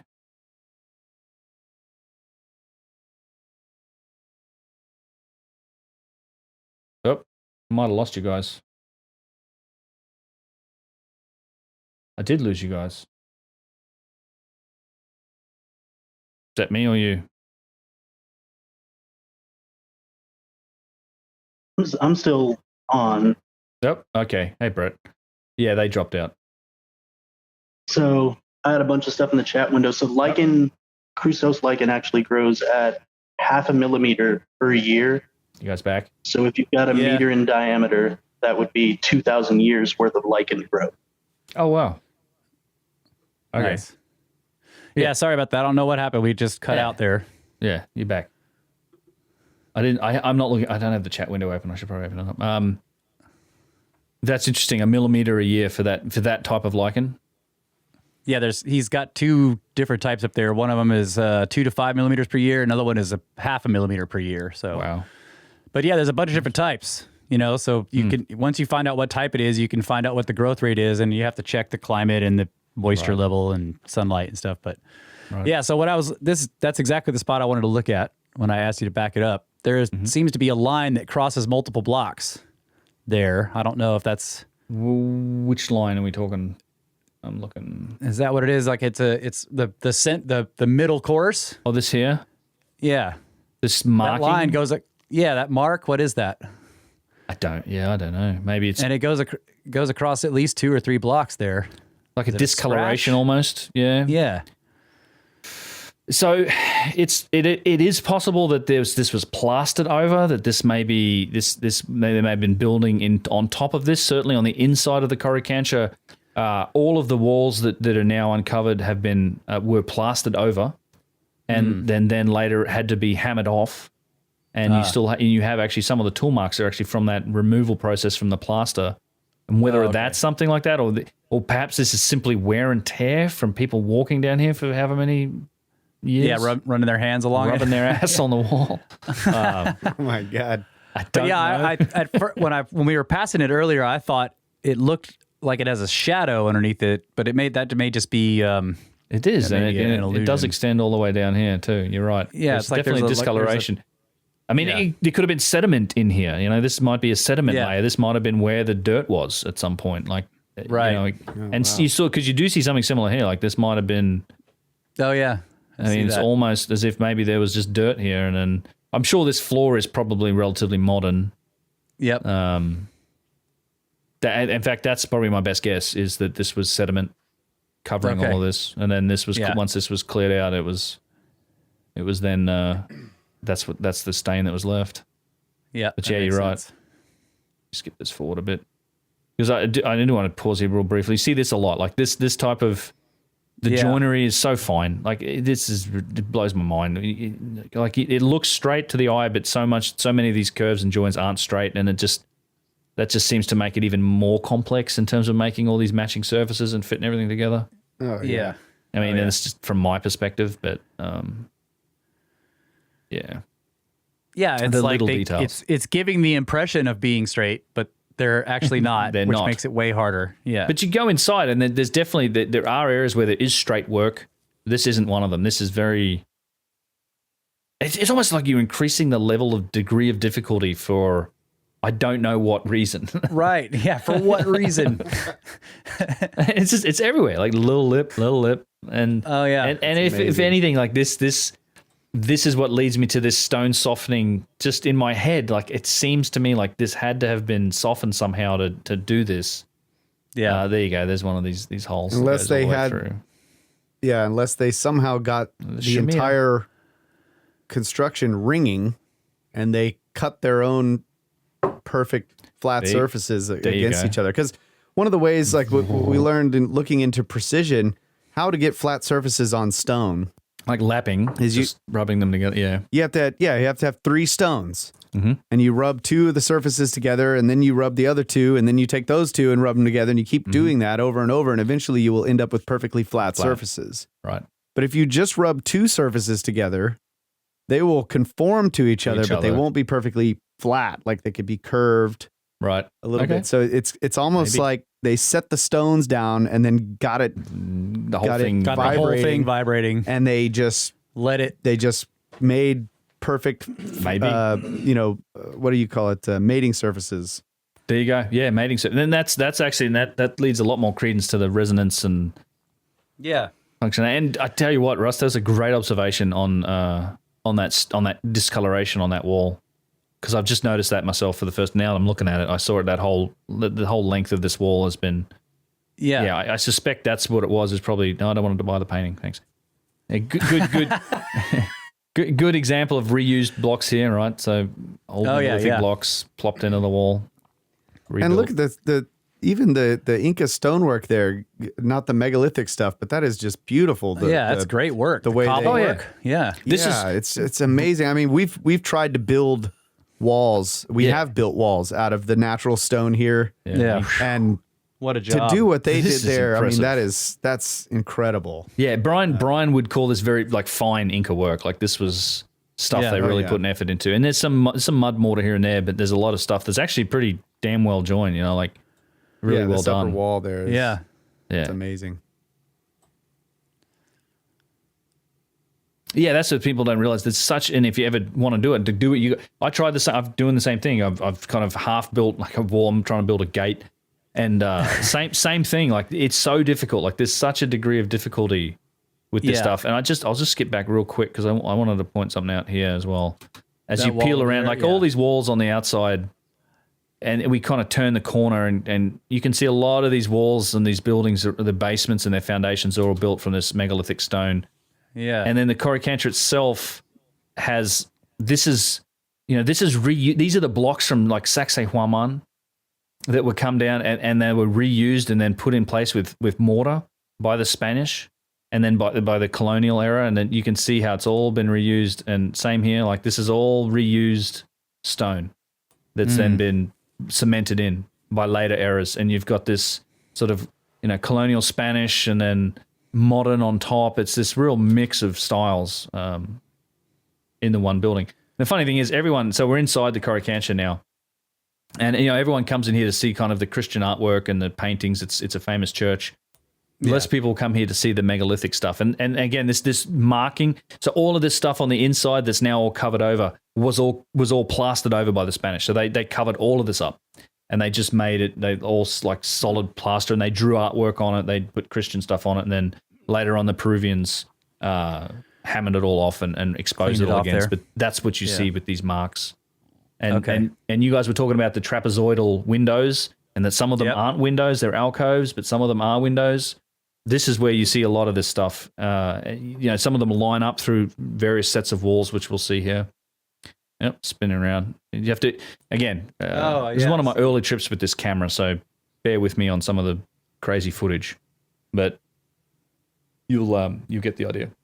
Yeah. Okay, yeah, so the windows... God, that's awesome. Man. Good little shot. I use that. I should have stayed there longer. Good. I do use it occasionally. And same thing with the blocks going around the corner at the top there.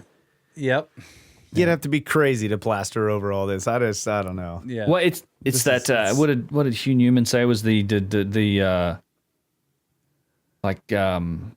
he called it, he had a great term for it. It was the idea that the Western man and that it was the divine, like we were superior, so they would cover up sort of any evidence of sophistication from previous cultures. I think a lot of that went on here. Anybody showing up claiming to be superior is obviously faking. Yeah. God, look at that. What was that for? What's, I guess lights? Those little alcoves. It's beautiful work. And this is some of the finest work. Sconces, yeah. And this is, so that wall we and look looked at the block up in the corner. I'm sorry to interrupt, but the block up in the corner there with all the holes and the weird, you just passed it. Okay. You got to go back. Upper left, yeah. Got to back it up. This right there. Wait for it. You're going to see some crazy stuff in here from that. Wait for it. There's a lot more like that. We'll get to a section where it's almost like an ancient circuit board. It almost looks like circuitry. There's another example of it. Oh yeah. There's a lot of that type of thing. That's like a way of joining, or I don't know. I don't know. And some of that looks rebuilt. Yeah. Too. And they have some odd. That block has bothered me for a long time. I've seen pictures of that thing. What the hell is that? Yeah, It definitely looks like there's another piece that is meant to mate to it, right? Something. Yeah, what is that? There's a circular hole here, like a tubular drill. There's a couple of other examples of circular holes in many of these. I think at this point we just skip over the ropes and wait for the whistles.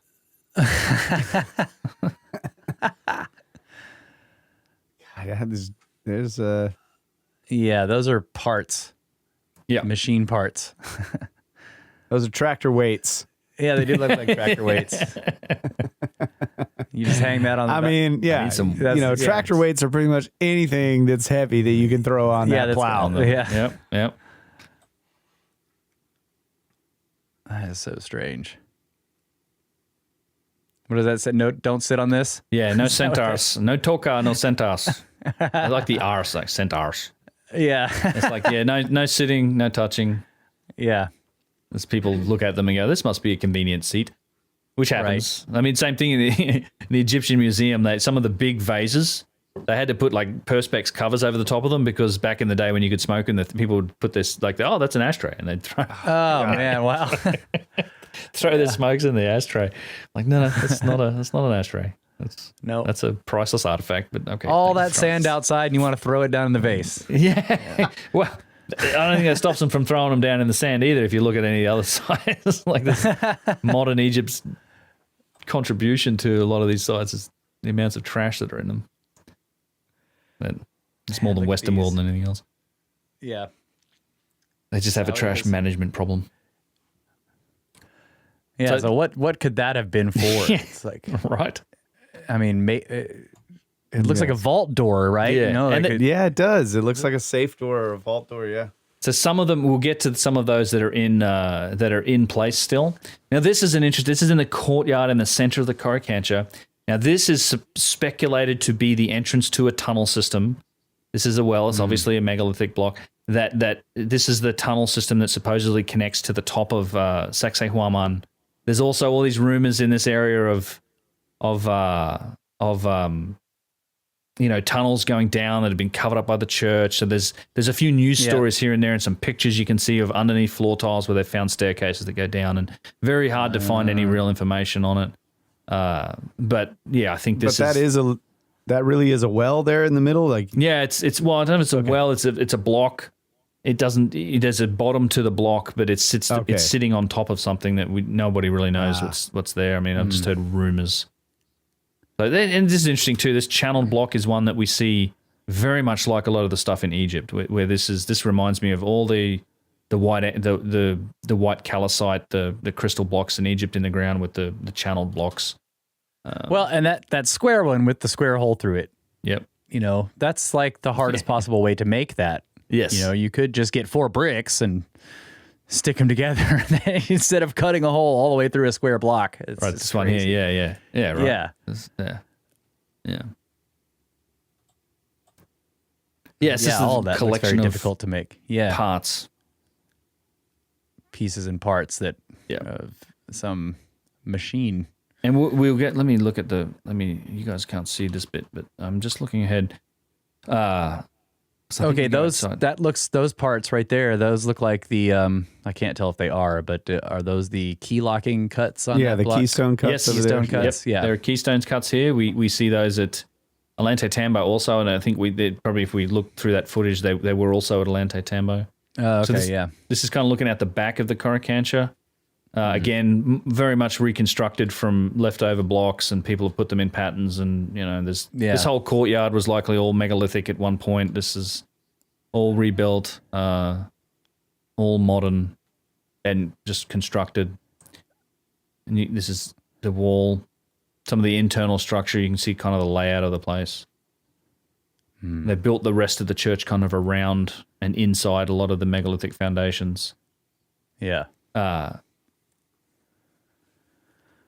Yeah, more nubs. Yep. That's It's just amazing so that the Spanish didn't try to knock those off there if they were plastering that wall. Why wouldn't they have? It's probably Smooth hard work. I mean, they did destroy a lot of it. In fact, we'll see some evidence for that in a minute here. And it's one of my favorite little bits. There's a couple of things to note when we get around here. Some of the complexity of some of the larger blocks, because there's a section of this at the back that's much bigger than this in terms of the block size. And I think this might be it here. So what as we go around, one thing I want you to look at is the horizontal join line here. I think this is it. Okay. And it's this one block that that is multi-dimensional. It's like it goes around the corner all the way around without any vertical joints. So this is one huge block that has been shaped to fit everything around it. So I think I start with this line and I kind of follow this one line around with no vertical joins. So there's no it's not made of multiple blocks. This is all one single block, the thing on top. Yeah. Yeah, and it just keeps going around. Wow. And around on the inside, and then turns that corner and then goes up. And that's the... Wow. So it's this one giant block. And this is another interesting point here. Again, you can see all these little chisel marks from hammering off the plaster, but this broken surface that you see on the left is where the Spanish were destroying part of this because they thought there was treasure or gold embedded in it or something like this. And what I like about this is it gives you an indication of just how fine the join was between the stones on the inside. So it's kind of, you can see like this one horizontal line that goes through here is part of this join. I think this is the clip here, yeah. Actually, no, we'll get to that. We will get to that as well. But actually, this is another area with that circuitry-like blocks that are in the Coricancha that definitely looks like it used to be a vault door. I mean, vault door, yeah, probably for doors. Yeah, like he's got or hinges went up there or something. Yeah, it could have been two doors, like a double door hinge. Yeah, yeah. So here's here's the broken section. Yeah, So they were chiseling it, trying to break through it or something. They busted it up. I think they were looking for treasure. They blew it apart, but you can see how well fit the stones were together all the way through across, the depth of the stone. Yeah, so there wasn't any real imperfection in it. Yeah, so which puts pay to the argument of like, oh well, they just made the outside look good. They just faced them, right? Yeah, they clearly didn't. Nope. So yeah, that definitely looks like vault doors to me. Like if the Spanish were breaking that stuff, trying to find gold, well, that's where you put it. Right. I don't know.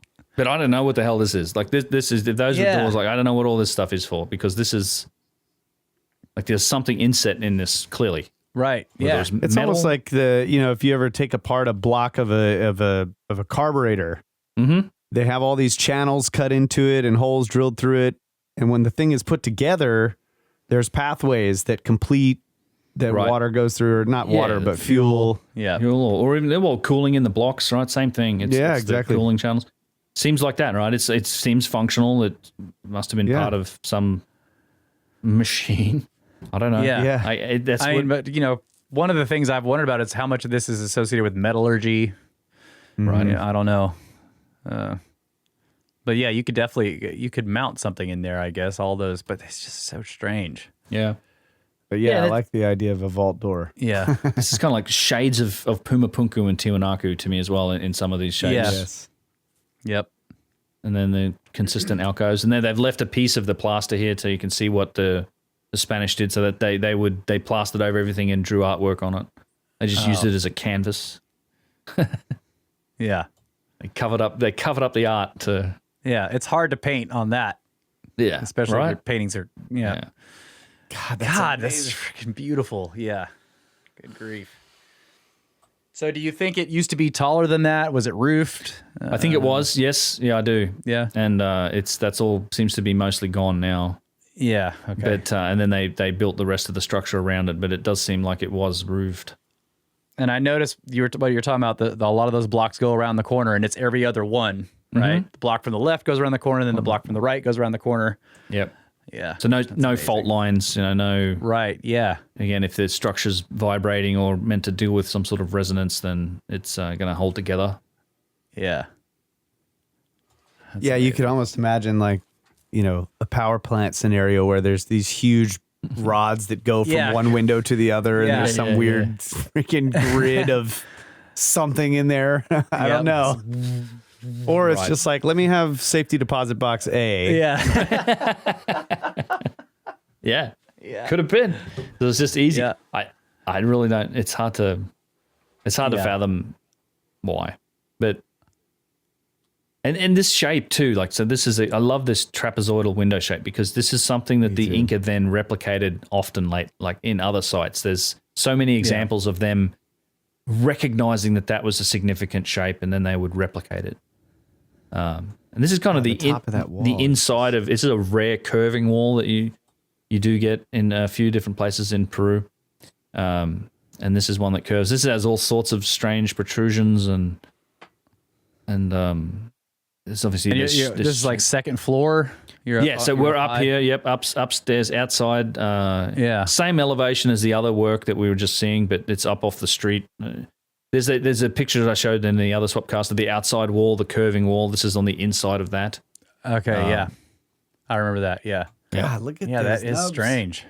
Right, and these are definitely shaped nubs too. Now we're not just the round, sort of irregular ones. These are very regular.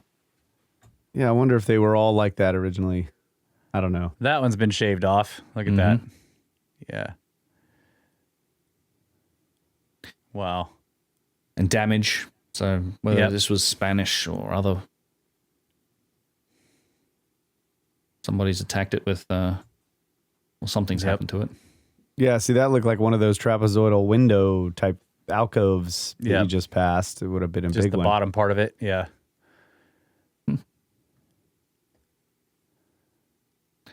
Wow. The usual baffling array of complex shapes. Yep. Yeah, we don't build And like this. It does look like some of these had nubs or even bars that go across the whole thing, but they've been almost completely removed. Right. Yeah.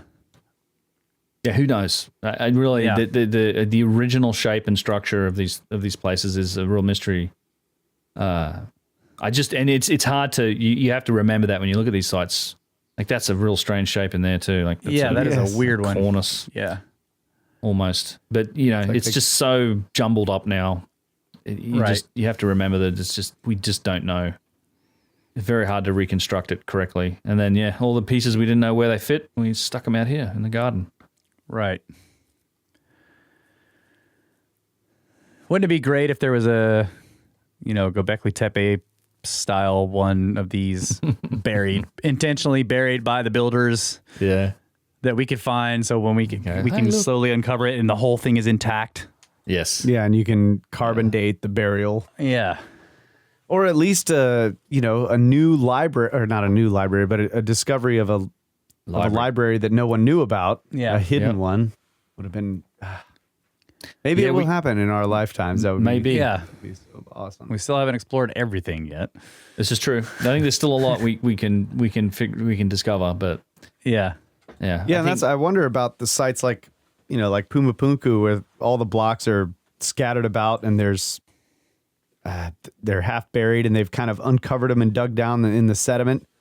Like, has anybody really dug deep into that site to the bedrock, or looked for under subterranean chambers? I remember reading that they thought they found burials or something there. Oh yeah. There's some ground. There's been some ground penetrating radar that indicates the site's much larger and there is underground structures there.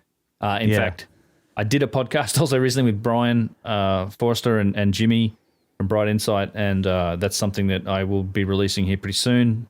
It's after the Hugh Newman one, and I need to get out. And then he talked about that there has been some work done there that they've sort of confirmed that there are underground structures But yeah, as far as we know, no one's really dug it up. That there's just something's, I've also heard the other side of that, which is the anecdotal, I guess, indigenous rumors of that stuff from people that live on that site. Like one of our guides in Bolivia has a house that's literally across the fence from the backside of Tiwanaku. And you look at her, she's got this guest house that's shaped like a Chicana Inca cross. Beautiful place. It holds like 7 or 8, 10 people.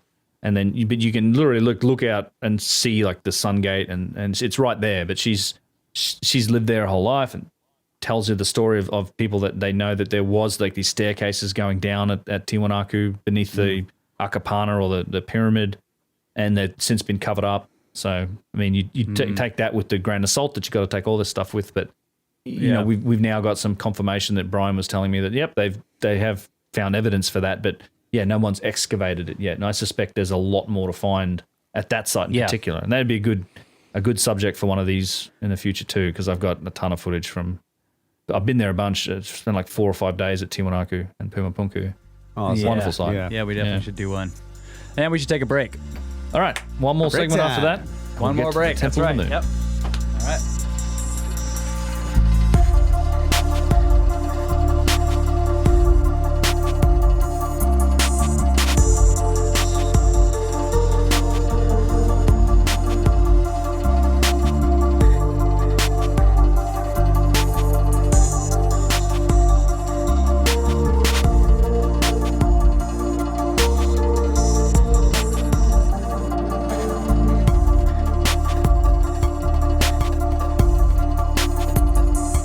And we are back. Uncharted Snakes Swapcast. And this is the final segment. And we are going to get to look at some of the interesting stuff at the Temple of the Moon. And Yes. So what is this we're looking at here? I see it's roped off. Or It is barbed wired off. Wired off. Yeah. Well, it's kind of at the so Temple of the Moon. First of all, is one of those sites around Cusco. So it's at the. It's also one of these sites that isn't included in the overall sort of the Puma and the Puma head is Sacsayhuaman and Cusco's the body. There's many other sites around Cusco that are megalithic that aren't part of that motif, and this is one of them. In fact, if you go up in the hills around Cusco, this stuff's everywhere, and this is one of the areas, and this is kind of where the bus parks, and you walk past these two little stones here, and it's a good example of some of the real ancient looking Hanan Pacha.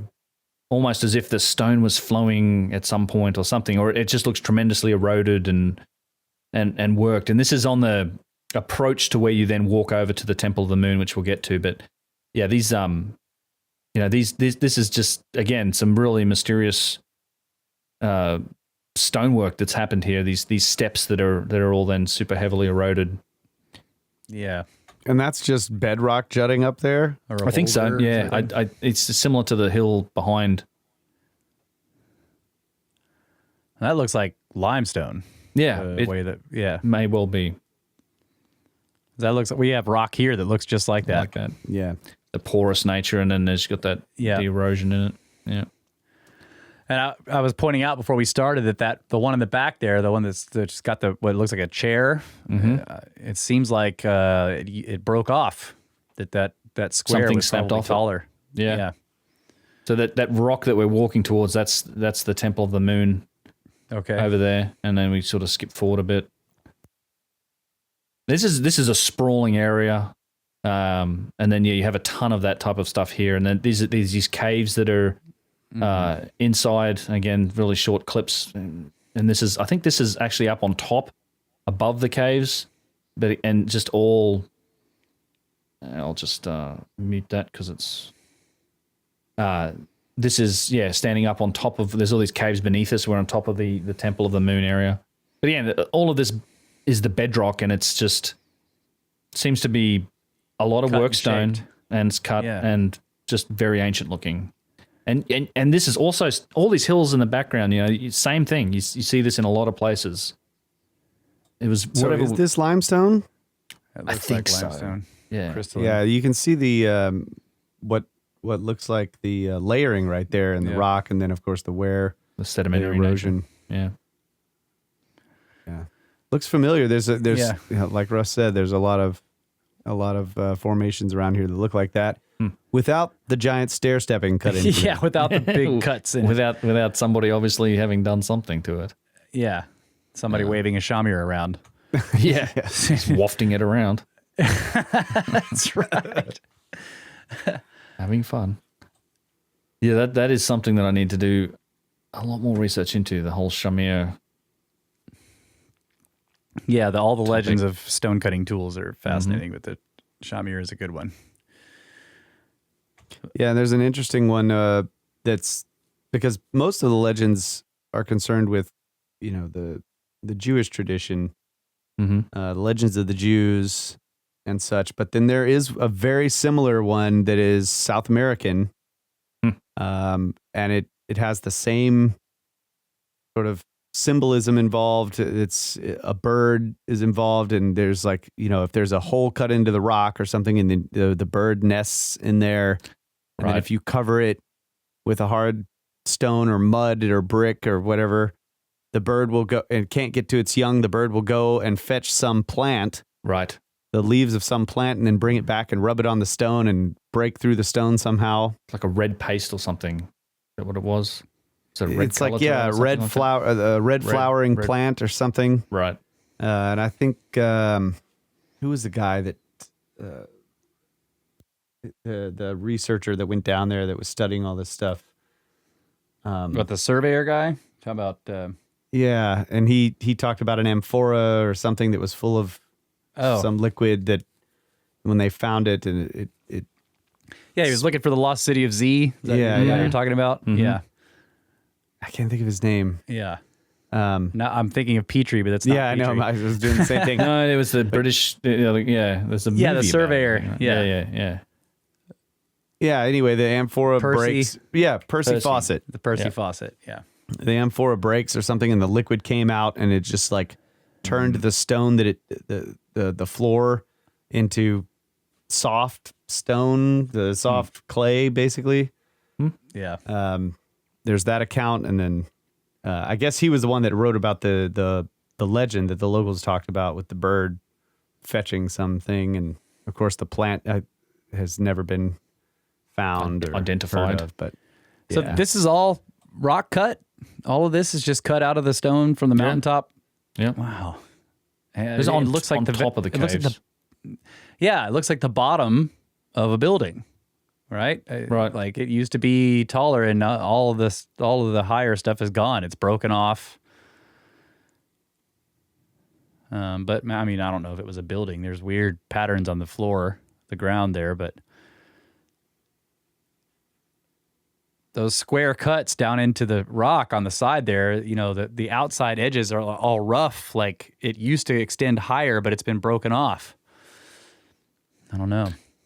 Yeah, it's again.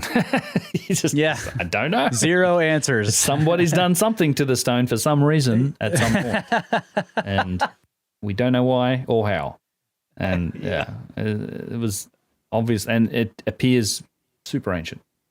Yeah, And in fact, it's very, very old. They normally don't let you down into these caves, but the first time I was here with Brian and Graham, I remember Graham's wife Santha just hopped over the ropes, and then the whole group sort of went over, and they tried to blow the whistles, and we just because the sheer weight of numbers, we were like, all right, they just gave up and let us into the cave. So I do have some photos and some footage from inside the caves, which we're on top of here, that we'll get to. But yeah, you just. I'd like to point out there where you're showing this, it is sort of a square cut out of the rock that you could imagine, okay, they were quarrying rock here. Yep. Except that at the edge, they left the stone there, which once again, you have the problem of the back of the stone. They'd have Cutting to it cut in. into the back to leave that one narrow edge of wood is only 4 to 6 inches wide. Yeah. It doesn't make sense as a quarry to do it's that a- type of stuff. Yeah, a lot of practical sort of issues with the quarrying idea in a lot of places. There's some spots we can go, okay, maybe they pulled a piece of stone out here, but there's so many other examples where it's pretty clearly not quarried that it's hard to really fathom what the purpose was. And also, none of that rock looks very good for building Right. materials. So it's got so many cuts and cracks and it's very porous, and you can tell it's low quality. Like a quarry, the great thing about a quarry is it gives you a chance to really dig down into the mountain and get to the good stone. The good stuff. Yep. And this stuff that's up on the surface like this is not high quality, so No. you wouldn't be quarrying those right off the edge there. You would cut way into that and get into the stuff that has less cracks, less porous, you know. That's so strange. They were just chopping up the exterior surface here into these strange shapes. Yeah. I mean, that is, I don't even know what to make of that.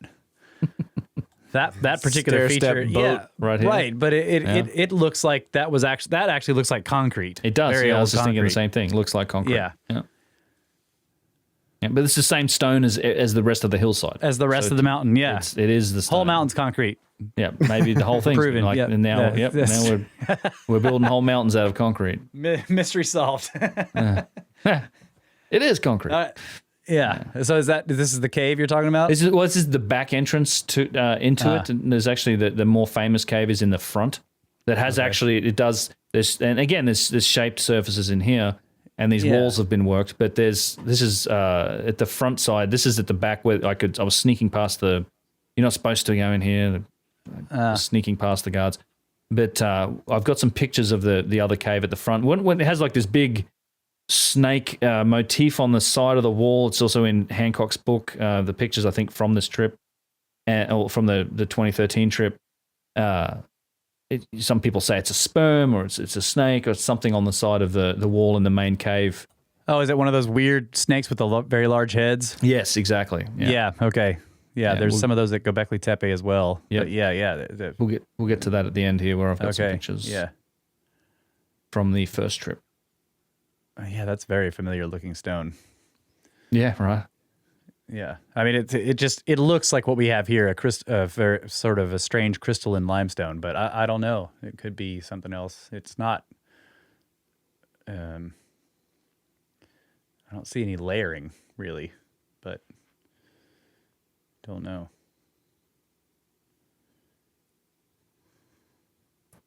Yeah, and then it splits through. There's a bunch of different caves here. It looks like somebody cut that. Right, flat on the right there. Like it used to be a crack entrance, but they widened it. Wider. Yep. Yep. Wow. Yeah, and that cave basically goes clean through the All whole the way through. Through. Yep. And then there's whole on the mound other side. out to the other side. The main caves are kind of on the other side, which we couldn't get to on this trip for video. But like I said, I've got some pictures. What else we have here? This is very mysterious, and this is similar to, there's another site near here, there's Kenko, which is very much like this, which we can look at as well. Has these big flat work surfaces, you can walk through them. Very much Hun and Pacha again, so you're lacking kind of the megalithic blocks here. The individual blocks. I think this is the same bit of footage. Yeah, it is. Let me flip forward here. It's actually really funny. I was here at one point, and this trail, the first trip, it was just a good story. I remember these, we were sort of looking at this in awe, and all of a sudden these couple of like guys on mountain bikes just come whizzing through here, like using the site and kind of running over with a mountain bike. I just thought it was cool that the people are still using it, even if it, just they're riding mountain bikes through here or whatever. But that's kind of cool. And then, so again, more of the same, right? There's lots of these stepped shapes. Yeah, look at that. And this is on the front side now, again, I believe. And then you have all the Inca, what probably were dwellings and more established structures next to it at some point.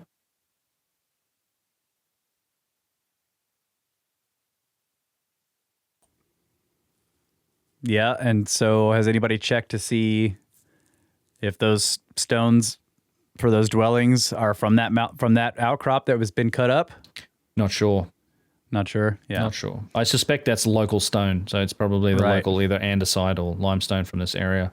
And then this site just extends out further and further. There's much more of this. Like, it's all, again, worked surfaces, and there's some circular depressions in here. There's just lots of what they call these Inca thrones, which are those typical step-sided cuts. And it's all jumbled up. Yeah, that.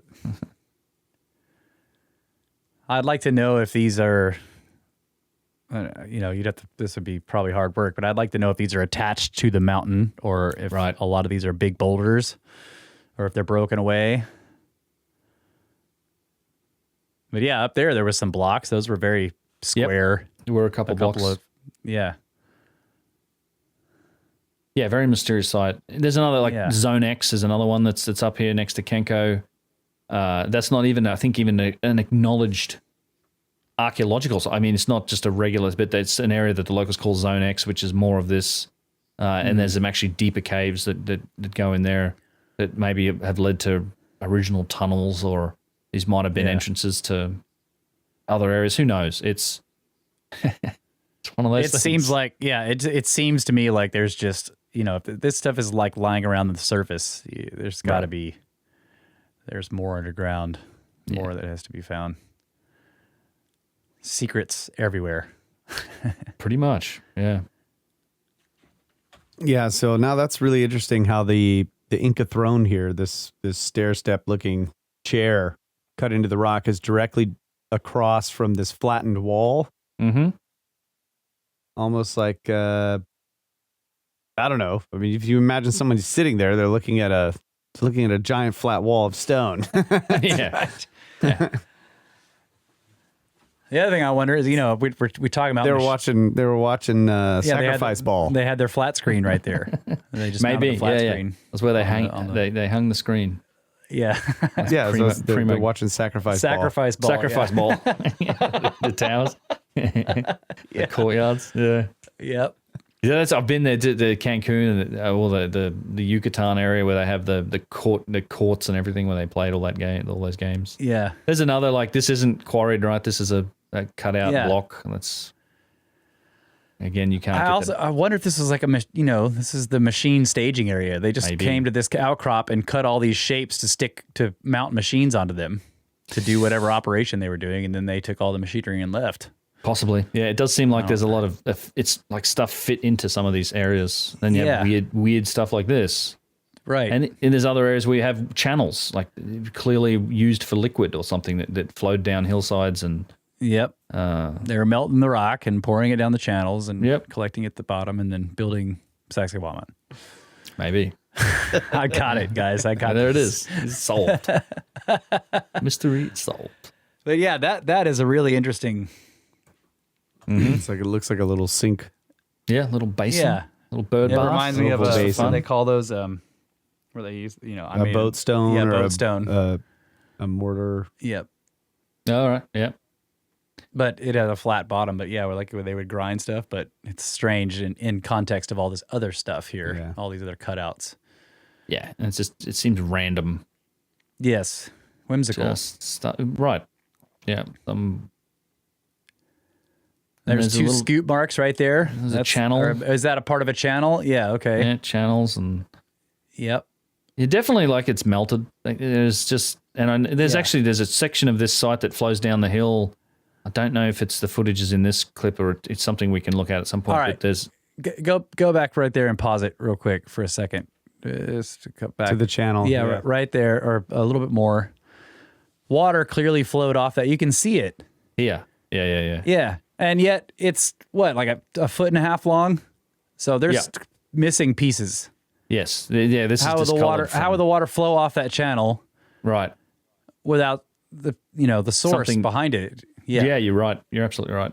So there's something is missing, or that rock is cracked since it used to be I don't know. Part of the original. Right. Yeah. Yep. Yeah, you're right. Definitely discolored. Yeah. Yeah, something happened.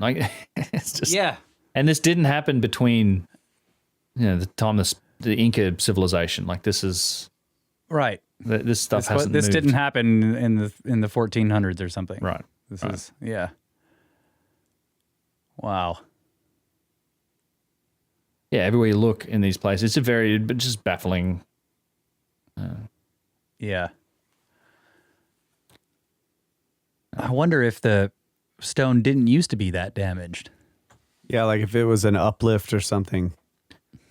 Yeah, right. And same thing, Sacsayhuaman, the big blocks that they've been moved, big chunks have fallen off and rolled around. And Yep. This has all been disrupted, and I just got to say that it's the same thing at Kenko, many other places, and then it was recognized as significant by the Inca. That's why they typically build around it. Or they would preserve it, and you can just wander in these areas for hours and keep finding little spots like this. Yeah, it's. I don't know. Let me see what else we got here. I'm still imagining that we're looking at the bottoms of just the bottom part of something that was much higher, much taller. Yeah. And it's just all broken off somehow, sheared off. I mean, and then the rock is damaged, but that rock looks pretty good right there. Right. Part of that. Yeah, and it's the erosion that even on these surfaces that seem to have been worked, I don't have any other explanation for it, then worked, and then erosion. And there's a significant erosion. At least to my eye. Yeah, it's acid rain with a pH of 1. Yeah, that'll do it. Yeah. Yep. Enough Especially time. to the limestone. I wonder what it would look like if you could clear out all that grass and soil that's caught up in all that stuff. Right. Yeah, there's just some more of these very odd channels. See that? Some of that looks like fossils, maybe. Yeah, that might be natural. I don't know. It's hard to tell with the video, but that, that's a snake or something. Yeah, There's I see another it. snake. Yep. You're right. Yeah. Yeah. Oh, yeah. Okay. I see the channel there. All right. All right. Let me share some of these pictures from the first trip. There's Graham and Jesus Gamara and Brian Forrester. So this is the front entrance to the Temple of the Moon. This is the main entrance, and we sort of hopped over and went in. So this is entering into the cave, and this here on the left is what they would call this snake that's on here. And I've got a couple better shots from the outside of it that show it, and a couple blurry shots from the inside. Unfortunately, it was just the lighting didn't work out. I didn't take great pictures, but this is what they call this an altar, a sacrificial altar, of course. But it's a flat worked piece of stone that's in here. There's also a number of these other shapes in here. The sun does come in through the top certain times of day. Why is it called the Temple of the Moon? I don't know. Maybe the moon shines into this cavity at some point would be my guess. But that's the name it had. I'm not sure why. Okay. You can kind of see the vitrification in here, although this may just be from people touching it constantly. Oh, right. Yeah. And so inside you have these kind of regular corners and cutout shapes and polished stone, which again, maybe just from wear and tear. Same again, these no back cut blocks and just these shapes that have been carved out of the stone on the outside. That's a post in front of it there? Yeah, it's a post. That is? Yeah. Okay. Yeah. Yeah, you guys, I know you're getting the low res version right now. So yeah, here's a. I was like, what is that strange formation? I see the serpent there. I do see the serpent. Yeah, you're right. With the big head. Yeah. Yep. There's a better image. Yeah. This is, I know Graham has pictures of this in his book. What do you think it's a serpent? Yeah, I think so. Yeah, I mean, it's certainly what it gets interpreted as. Yeah, I mean, it's the closest thing to it, serpent, sperm, something. I mean, do you think whether it's symbolic? Yeah. It could be something else. Yeah, it could have been functional. I don't It's know. obviously the Shamir worm. Yeah, it's the Shamir worm. That's what it is. Yeah, okay. Yep. That thing. That's another one of those spots where you're like, how did they get the back? The back, yep. If it's a quarry, how did they cut the piece of stone out? How do you release it? And then, this is that same concrete thing we were talking about earlier, but it's stair step thing. Right. This is a bit wider picture of that whole back side of the cave. So the rest of this other serpent, the snake cave's on the other side of this hill. This is the back side. Yeah, it almost looks like that whole hillside was cut flat first. Right. Almost. I mean, it seems pretty consistent, like a consistent slope, at least from this angle. It's a consistent, a long time ago. I don't know. Yes, a very, very long time ago. All right. There you go. Man. I'm at the end. Fantastic, Fantastic stuff. Yeah. Yeah. All right. Interesting so, site. You got any answers? Yeah. What's your conclusion? Yeah, Carl? the answer is Shamir. Show me. And I don't know. I have no idea, but it's so. One thing I love about this whole area is the utter beauty of these of the stonework, the workmanship, Yeah.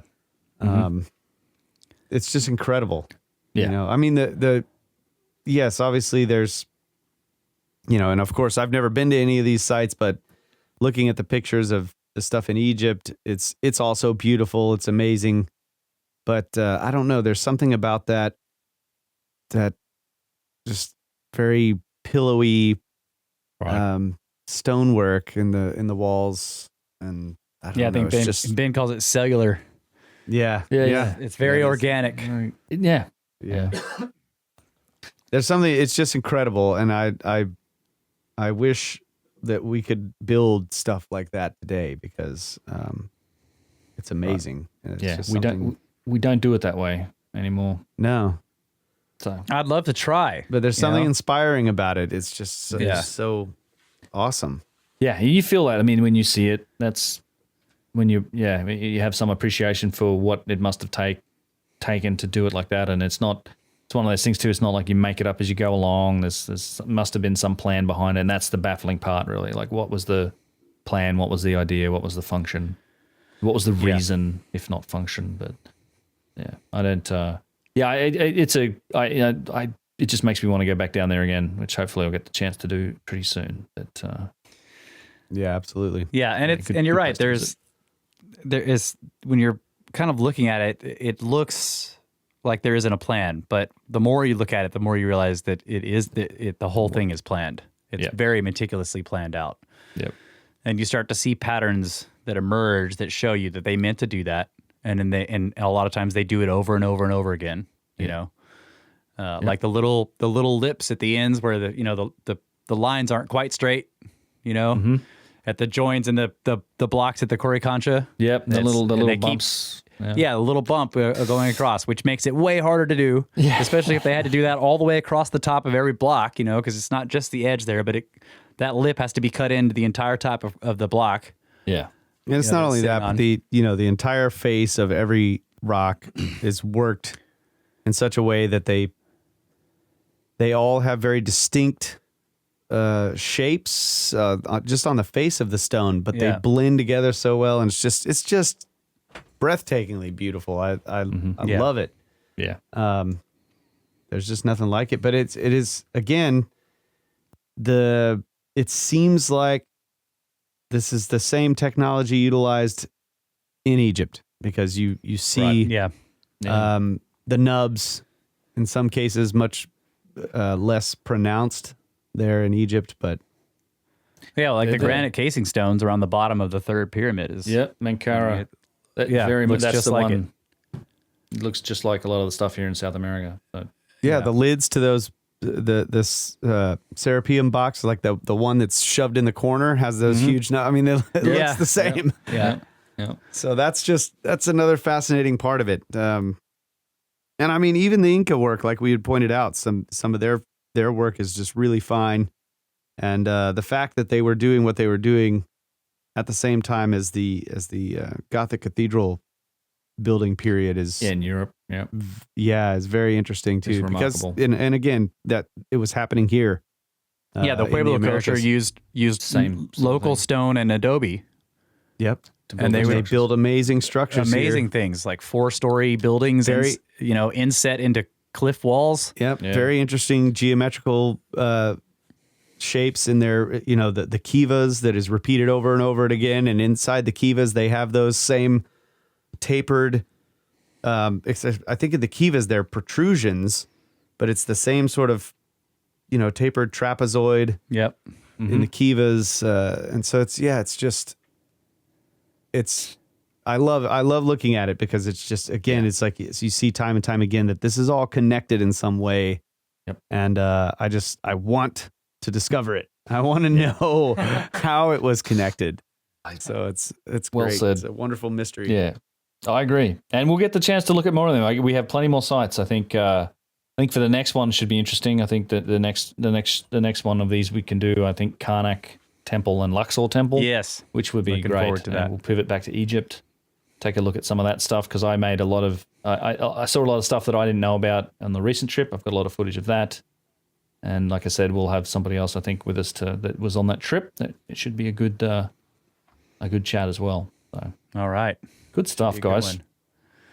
Yeah, Kyle's trying to find a Kiva picture here to show you. I think. Oh, Let's see if we can pull one up here. Throw us up. Yeah. Okay, so they're not tapered. Okay. I had to double check myself here. See if I can. This is kind of like, not the greatest high res image. What's not tapered? I was thinking of these. This is a bad image, but I'm going to share it just for just to be fast. Yep. This is the inside of one of the Kivas, but I was thinking of these things. Well, that maybe is tapered. I don't know. I was thinking of these. I was remembering these But being. remember, these are also rebuilt. Most of them are That's true. reconstructed. How they guessed they looked. Yeah, Randall pointed out some of the interesting geometry about these things. I don't remember exactly what it was, but he was comparing it to the cathedral builders using very similar geometry. Yeah, there it is. So, I got it. Oh yeah, yeah. It's not a very high res image. So it's fine. Actually, send it to me and I'll throw it into the video. Oh, okay. Okay. Yeah. But we're seeing it here, but I'll throw it into the video. Okay, cool. Well, I'll find a better one then. Yeah. I'll have time after the show's over. Yeah. But yeah, man, it's just it's been fascinating going through all this stuff with you. So again, thank you very much. Yeah. No, thanks, guys. Very honored to do this with you, man. It's awesome. Yeah, man. No, well, I like doing it. As I said, it takes me a long time to make the videos that I do in the style that I do, I guess. And so this is a good opportunity to talk about these sites casually and just share a lot of the footage and give people a closer look at it at a lot of these sites because I've got a lot of footage and I'm not sure all of it's ever going to make it into the video. So it's a good way to share this data. So yeah, look forward to doing several more. See. Excellent. All right. All right, man. Thanks very much. Cheers. Yeah. Until next time. Good night.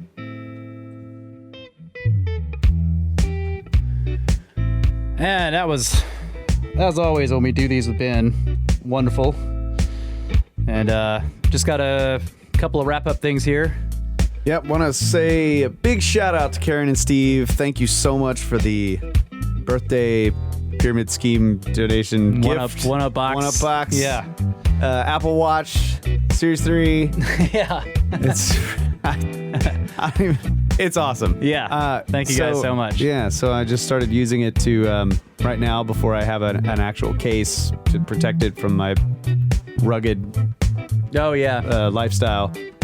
I'm using it to as an alarm and a sleep tracker. Yeah. So Sweet. Right now it just stays on my nightstand, and I was like, but I for the first time ever turn my alarm sounds off, and it's just the vibration on the wrist. Yeah, it taps and wakes you up. Boom. Nice. Starts a little bit early. It works and it's reading your heartbeat and everything, and then like it knows when you're awake, and it's like I'm waking up and it just stops. That's really cool. It's freaking cool. That's cool, man. So yeah, very cool. Thank you so much. I guess I'm turning into an Apple fanboy now.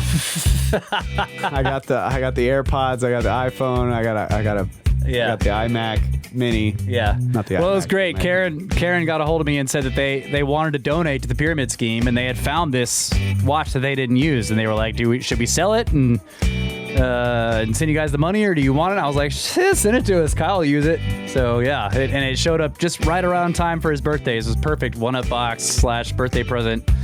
That's awesome. Pyramid scheme donation. So it was fantastic. Yeah. So thank you so much. Yeah. And you guys can get a hold of us, brothersoftheserpent@gmail.com. Check out the website, brothersoftheserpent.com. It has all the podcast stuff on there, including the archive of the back catalog, which has a bunch of ways for you to get the old shows that are no longer in the feed, including a special archive feed. So yeah, speaking of the pyramid scheme, if you want to help out with us going to ancient sites and buying new podcast equipment and stuff like that, you can join the pyramid scheme using Patreon or PayPal, and there are links to that on the website.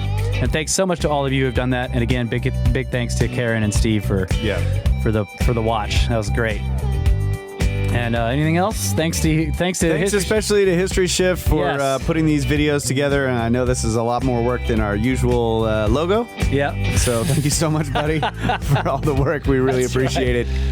That's right. And we love all of you very much. And we're just so glad you're all out there. That's right. Makes it all worth it. That's right.